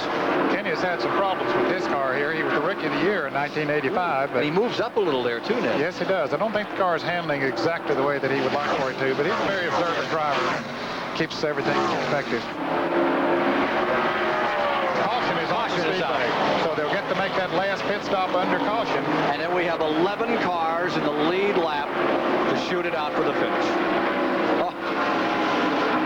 We have ourselves a race, Mr. Jarrett. Yes, we do. No question about it. No surprise either. It'll be like a 25-lap sprint from here. They have 174 complete. They need to top the tank, change the tires, most opportune time. Be like a Saturday night shootout on one of the short tracks. Oh, boy. Like Rougemont last night. Caution is out. As to the reason, we're apparently there's debris on the track or something.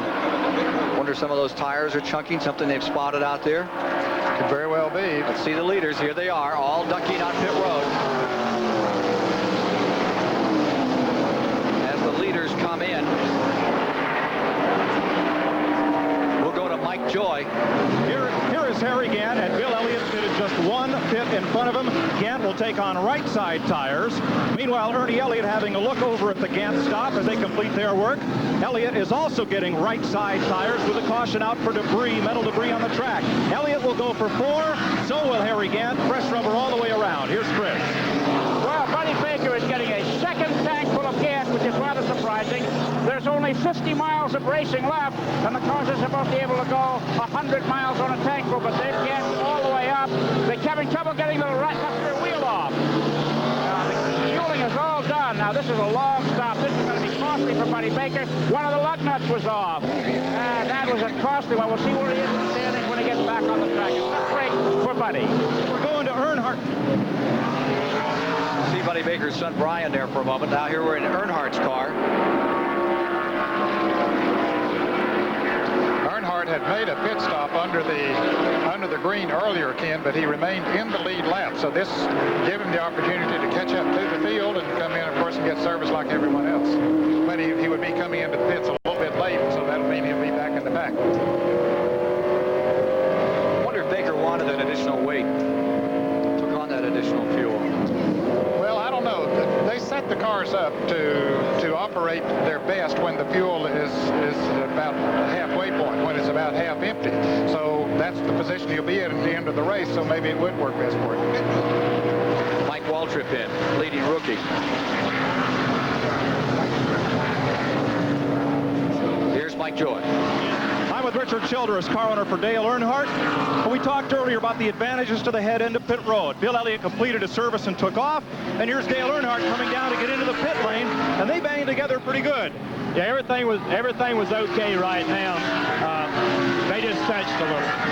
But it did slow down your getting in and out of the pits. Yeah, we had to pit earlier on the tire problem, so that put us a little further behind. That's the reason we had to make an extra lap. But I say the collision on pit road slowed down your getting in and out of the pits. Yeah, that's right. It did.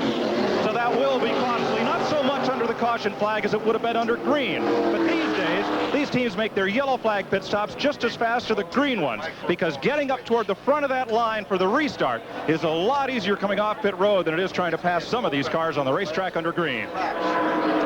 Less than 25 laps to go on our live flag-to-flag coverage of the Michigan 400, and we'll return with more live action from the Michigan 400 after this word from your local station.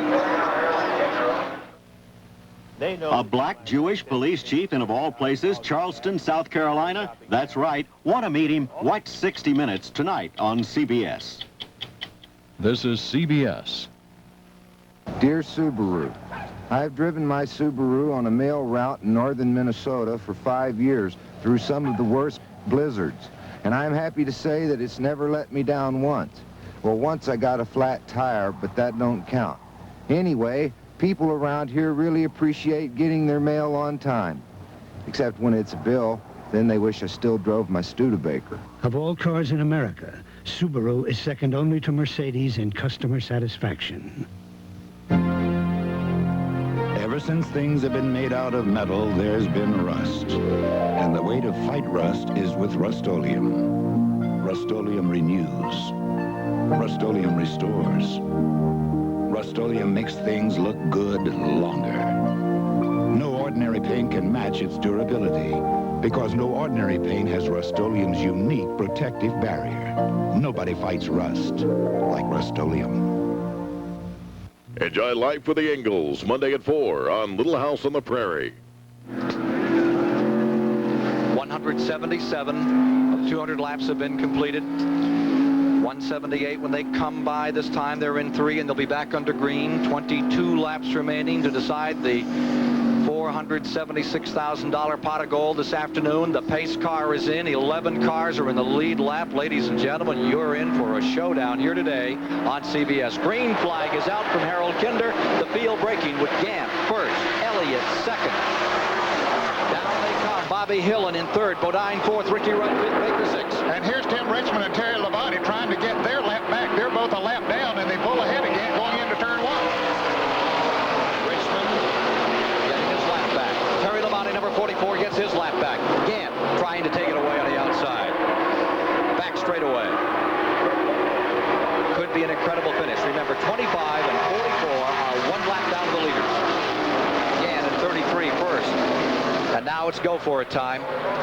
Whatever they've been holding, they've got to lay their cards on the table. Here comes Elliott in number 9 on the outside, pulling up. Of course, for them to get their lap back, for it to be significant, there'd have to be a caution can for them to go all the way around and catch back into the back, because I think in the short period of time we have left, they can't run fast enough to catch up to the leaders. Certainly changing how they're running the race, though. They haven't got the groove they want. The groove they want is what Richmond is taking, and Labonte from Bodine's car. He closes up on Bobby Hillen. Now Hillen is having the best day. The Stavola number 8, the second car. Allison one part of the team. There goes Bobby Hillen, youngster out of Midland, Texas, and along comes Bodine with him. Remember that number 8 is third, Bodine in fourth. Sorting themselves out around lap traffic. Down they come out of turn number 4, in front of the crowd. Cars jiggling here just a little, settling down as they come into turn number 1. Tim Richmond, a lap down, leads the field. Gant is first place in the race. Elliott in second, the red number 9. And then the youngster, Bobby Hillen, out of Midland, Texas, is in third. Gant now closes back in on Tim Richmond. He wants to put him a lap down. He's using his draft right now. If Richmond is a little bit faster than he, that works to Gant's advantage, because he can run in his draft, but he says he's not fast enough. I got to go because Bill Elliott's coming. 19 laps to go this time by. One of Petty's crewmen. Looks like he's wrenched his right leg. Let's go to Chris. What's happening? Okay, that's Johnny Brown, one of Richard Petty's crew members, whose right knee came out of joint. And his fellow crew members are taking him to the infirmary for treatment. Tough break for one of Richard Petty's men. Back straightaway out of 2. Gant in first. Elliott right there, trying to turn it around.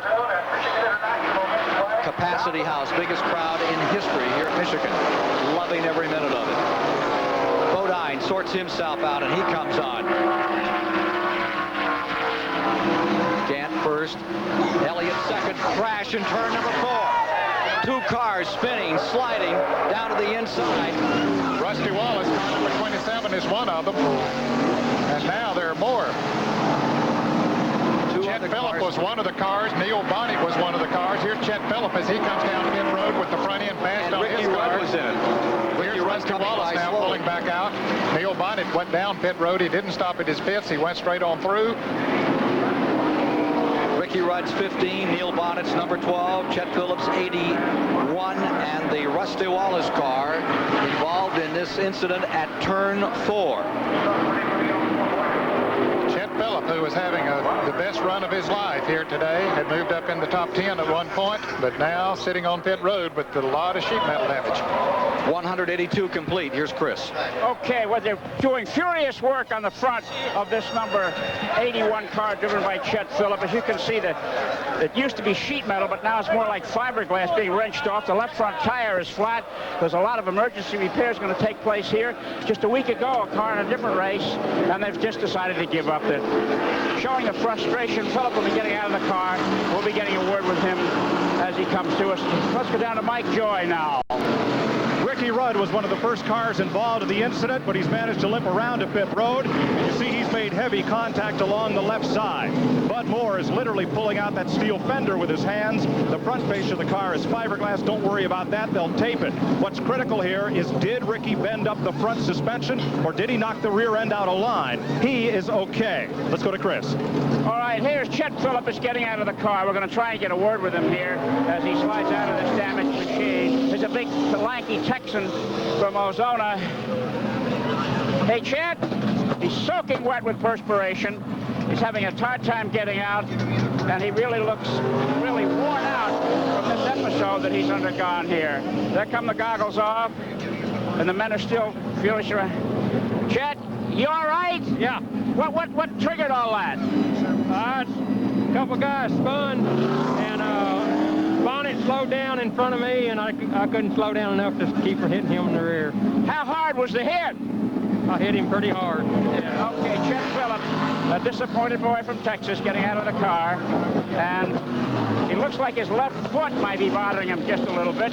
They got the engine fired up, and they're working on the front end, but it's doubtful that he'll get back in the short time remaining. Down pit road to Mike Joy. Bud Moore is talking with Harold Stott, one of his crewmen. They're going to bring Ricky back in. One of the crewmen has a long piece of string here. Now, that's not to tie the car back together, but they'll use it to realign the front end. Ricky did bend the front suspension, probably the tie rod, and it kept the front wheels from both pointing exactly straight ahead. We'll talk to them after they get their service completed. Here is Ricky coming back down pit road. There's Neil Bonnet with a tire rubbing. 184 laps are complete. Let's take a look at a replay of this incident in turn 4.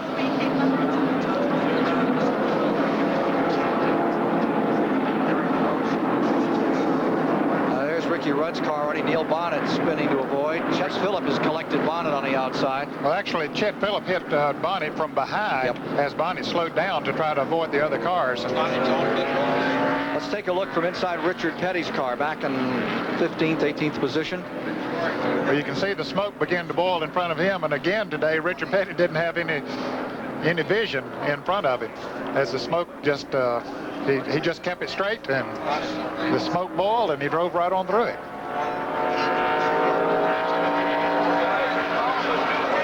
A lot of folks out here today rooting for Richard Petty to have a great one. Here's number 12. Bonnet on pit road. He did get a good lick from the rear, Ken. Yeah. The right rear frame is bound to be bent on that car. There's Tim Brewer, Doug Richards, the rest of the crew looking it over to see if they can repair the damage that's done, or enough to get him back in the race. Car number 4, Wilson, is on pit road. They continue to work on Neil Bonnet's car. He's had nothing but misfortune after misfortune this year. He's had a bad year, no question about it. He's run good in a lot of races, including the Daytona 500. We last saw him on CBS, but he just had so many problems. The sense is that in another year, well, might see Bonnet and Waltrip moving on from that Junior Johnson team. There's Richard Petty. I think we can get a word. Dale Inman says we can talk to Richard Petty. Richard? Yeah. Another close call today. Yeah, I tell you, it's been my day because I ain't got in trouble, but it's not been my day because I've been too close to it all. Well, we're looking at it again right now. What did you see as you came up on it? A lot of blue smoke. That's tire smoke, not engine smoke, right? Well, yeah, the 15 got high and came down, hit 27, and when they spun, tire smoke went everywhere, and I just went straight because I figured it'd go back to the infield. Thank you very much. Okay. Experience tells you to do those things, Ken. More from Michigan in a moment.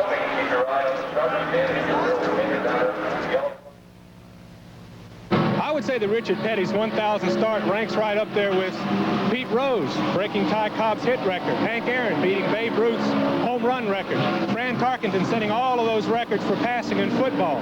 It's on a level with all of these accomplishments, and I think it should be recognized that way.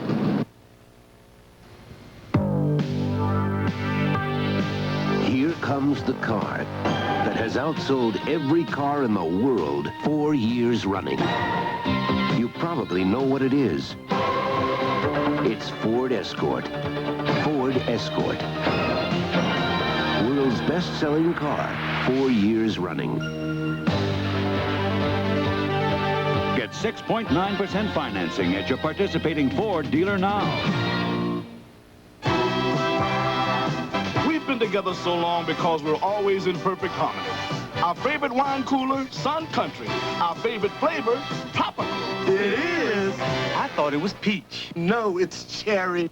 What about orange? Well, don't forget the original citrus. I still like tropical. Sun Country Cooler, a refreshing blend of premium wine and real fruit juice. So we don't agree about everything except the great taste of Sun Country. We think is the tops.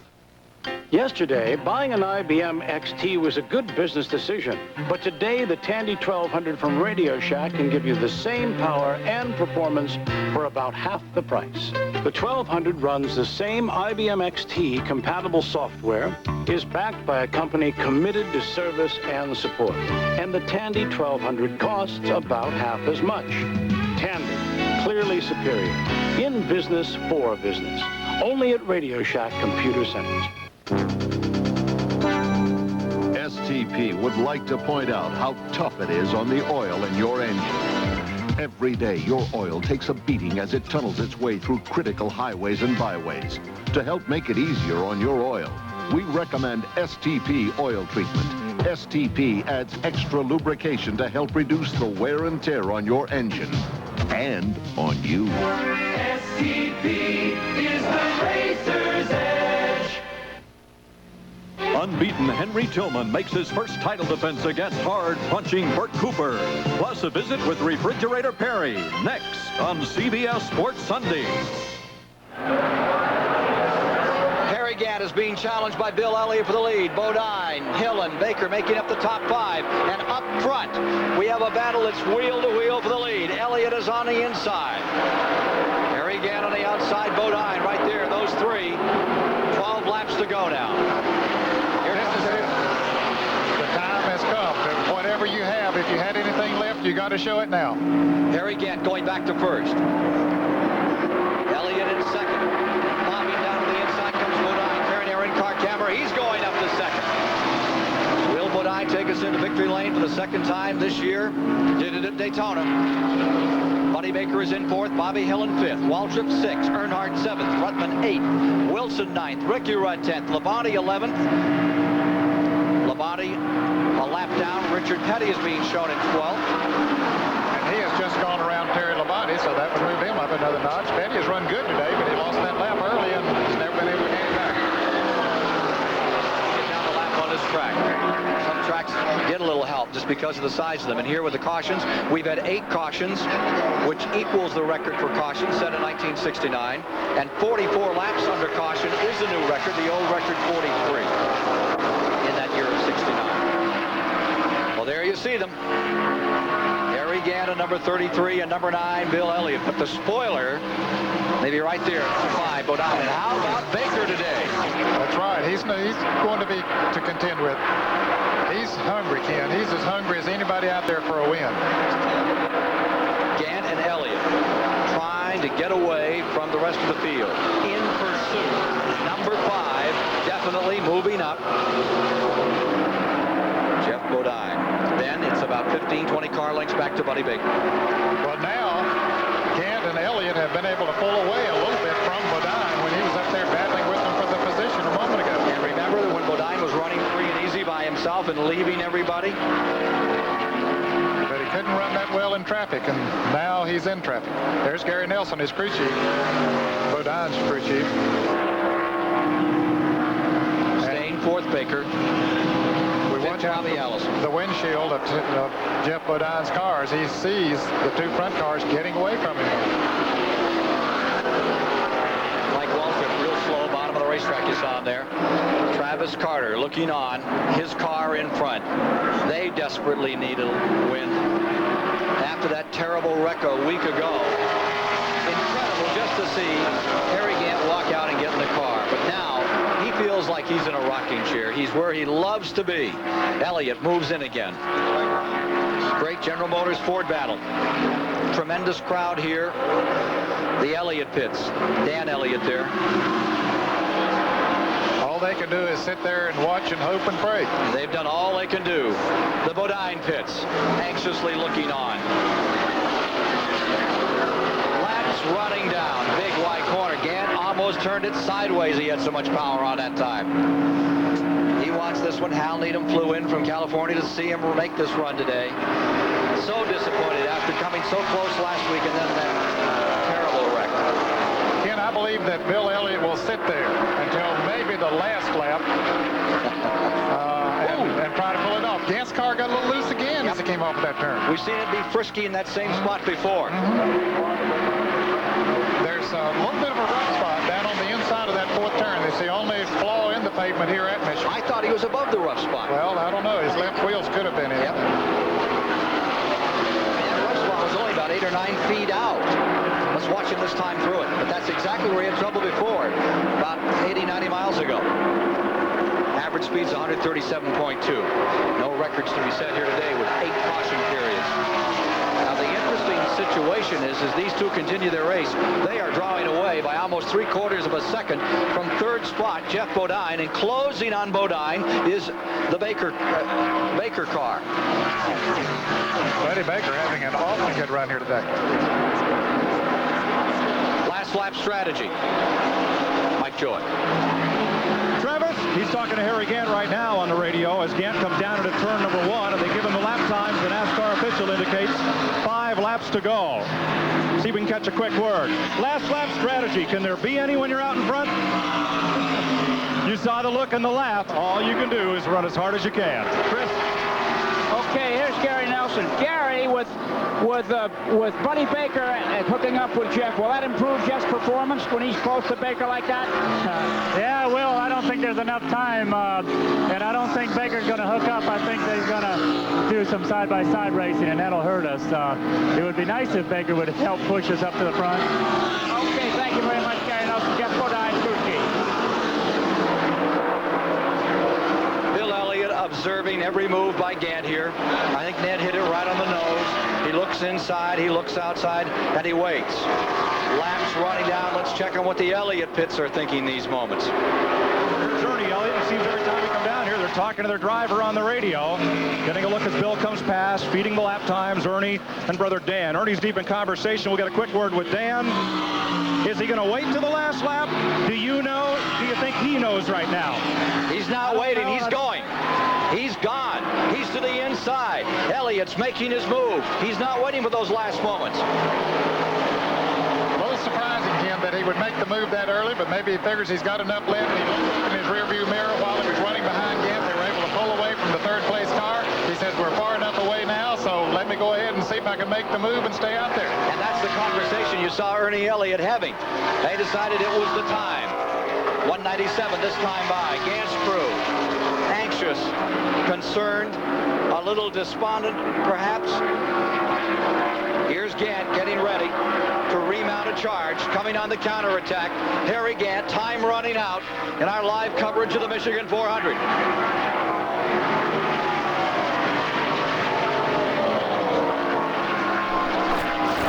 Well, now, you know, maybe reckon Harry let him go by, and he's going to make the slingshot on the last lap. A lot going on here now. Takes that wide sweep, going around Rusty Wallace in that instant a few moments ago. Back straightaway. Where would you like to be right now, Mr. Jarrett? Well, I think if he has it to do it with, he'll have to start making his move as he comes off of turn 2 and pass him going into turn 3. If he can do it. Elliott in front. I don't think he can do it. We'll see. Gant pulls in. Gant pulls into the inside for a moment. 2 to go. Last 2 laps to go, and Baker closes up on Bodine if we look a little further back. Leaders. Elliott draws away a bit here. Back straightaway. Coming up for the white flag. Lap remaining. They come by this time. Gant's there. He's using the draft to good advantage, moving in. Elliott just seems to pull away when he gets about halfway down the straightaway. What will this be? 11th different winner between either of these two? Neither of these drivers have won so far this year. Elliott won the special race for the winners from last year. $200,000 that he collected in Atlanta. Here's the white flag. 1 to go. Take your choice. Would you like to be first or like to be second? Bill Elliott is there on the point. Harry Gant, number 33, riding second. Last lap of the Michigan 400 here on CBS. Into the back straightaway. Ken, he'll never be able to do it, I don't think. He needed to do it a little bit earlier to try to make that move. He needs to be up beside of him right now, or inching up beside of him, and he hasn't caught him yet. Pulls up. 15 car lengths right there. He moves goes in closer as he goes into the turn. He's really going to have to get some acceleration off of this turn if he's going to do it. Coming down for the finish. Out of the fourth turn last time. Gant goes all the way to the wall, tries to find anything with which to pull a slingshot. It's not to be had. And car number 9, Bill Elliott, wins his first race of 1986. His third in a row in the Michigan 400. Harry Gant with an amazing comeback from disaster a week ago, places second, and steaming across the finish line in third, Jeff Bodine with Buddy Baker driving a beautiful fourth. Ernie Elliott walking out along with the crew, scoring their first win, Elliott's 15th super speedway victory on oval tracks of 1 mile or more in length. Bill Elliott has finally taken the monkey off his back and won a race this year. Well, this will be a big boost for that team, Ken. They've needed it. There's Jeff Bodine. Finished third. You're inside of his car on the cool down lap now. Richard Petty's automobile coming in. Petty closes out today, finishing 13th. That's unofficial at the moment. Richard Petty for 13th position, getting a lap down early. Bill Elliott to go to victory lane. We'll be meeting him there in just a moment. The remainder of the field pulling back into the garage area, getting set to head on to Daytona Beach, Florida for the Firecracker 400. Well, this is the form that we saw him last year when he won 11 super speedway events. Well, the press was right. They took Elliott. Sure did. They took Earnhardt second in their selection. The drivers thought that Harry Gant was going to be the man today. They were not all that wrong, though. It was a great race. Just a wonderful race. And a smile, a look of success on Bill Elliott after waiting, calculating, and driving as good a race as Dale Earnhardt won in winning the 600 at Charlotte this year. That was a superlative effort by Earnhardt, and here's a great performance this afternoon by Bill Elliott. Oh, they're happy. Finally back in the saddle again, he says. Yes, I am. Okay, let's go to Chris. Bill Elliott wiping the grime and collected grease from his face as he unstraps himself and starts to climb out of this red number 9 Thunderbird. There he with a big happy wave. And that's a smile we haven't seen all year long, Bill. Congratulations. Well, I felt like I was never going to get here, but, you know, it seemed like the first part of the race that, you know, it wasn't meant for me to be here today, but we kept on working with the car. You know, and the crew got good there at the end of the race, and we put it together. I was going to ask you, were you waiting, or were you going as hard as you could all day? Well, I was really concerned about tires at the first of the race because everybody was blistering some, and I blistered some, and then finally we got the car worked out to where it stayed consistent with what it had, and I was tickled to death with it. Well, you're back home again, so to speak, victory lane and your car owner's hometown. It must be a great feeling. No doubt about it. It's really great. Okay, how are you going to celebrate, Bill? You're a quiet kind of guy. Tell us a little bit about that. Well, I think I want to go out and really party tonight. There you go. Why not? Bill Elliott, who hasn't won a regular season race all year long, is going to party tonight in a big way. Now let's go down the track to Mike Joy. How many times over all these years have we heard that phrase? Well, here's second place Harry. I thought you had him stumped today, and I think maybe you did too. Well, I did till Bill come up there at the last, and I seen he was real strong. My car was really kind of weak. It didn't handle real good. I mean, perfect. But to stay with him, I had to stay right in the draft and try to make up some time in the corners, because if he'd ever got another 100 feet earlier, before the last caution, you know, I couldn't keep up with him. He was strong, and when he was behind me running out there, my last tire was just a little bit loose. Possibility, maybe if I could keep him behind, you know, I might have beat him, but I was a little loose in the corner, and he passed me with ease. But now, can he move your car around a bit when he's trailing you in the draft if he sees you're a little loose and that back end's wanting to kick out? Well, not that much here. You do normally, but here it didn't really seem like I was just a little loose anyway. And it took more laps I ran, the better it got. Now, the last 2 laps, the car began to go through 3 much better. But, yeah, he run awful strong, you know. It's really been hard to beat him. You were very slow climbing into the car this morning after that wreck 7 days ago. You climbed out of it with a little more energy after racing 400 miles. I guess the adrenaline builds up and you get to feel a little better when you can race that hard and have a shot to win. Yeah, I felt real good. I didn't have any pain, you know, from my ribs or anything. That was good. I was worried about if I could take a deep breath without it hurting too bad, and it worked okay. Might have been a little tireder, but the pain wasn't there, and that's what really mattered. Well, you finished second in this race in 1981, but it only paid about $12,000 then. Yeah, I don't know why it paid today. We sure needing to win real bad.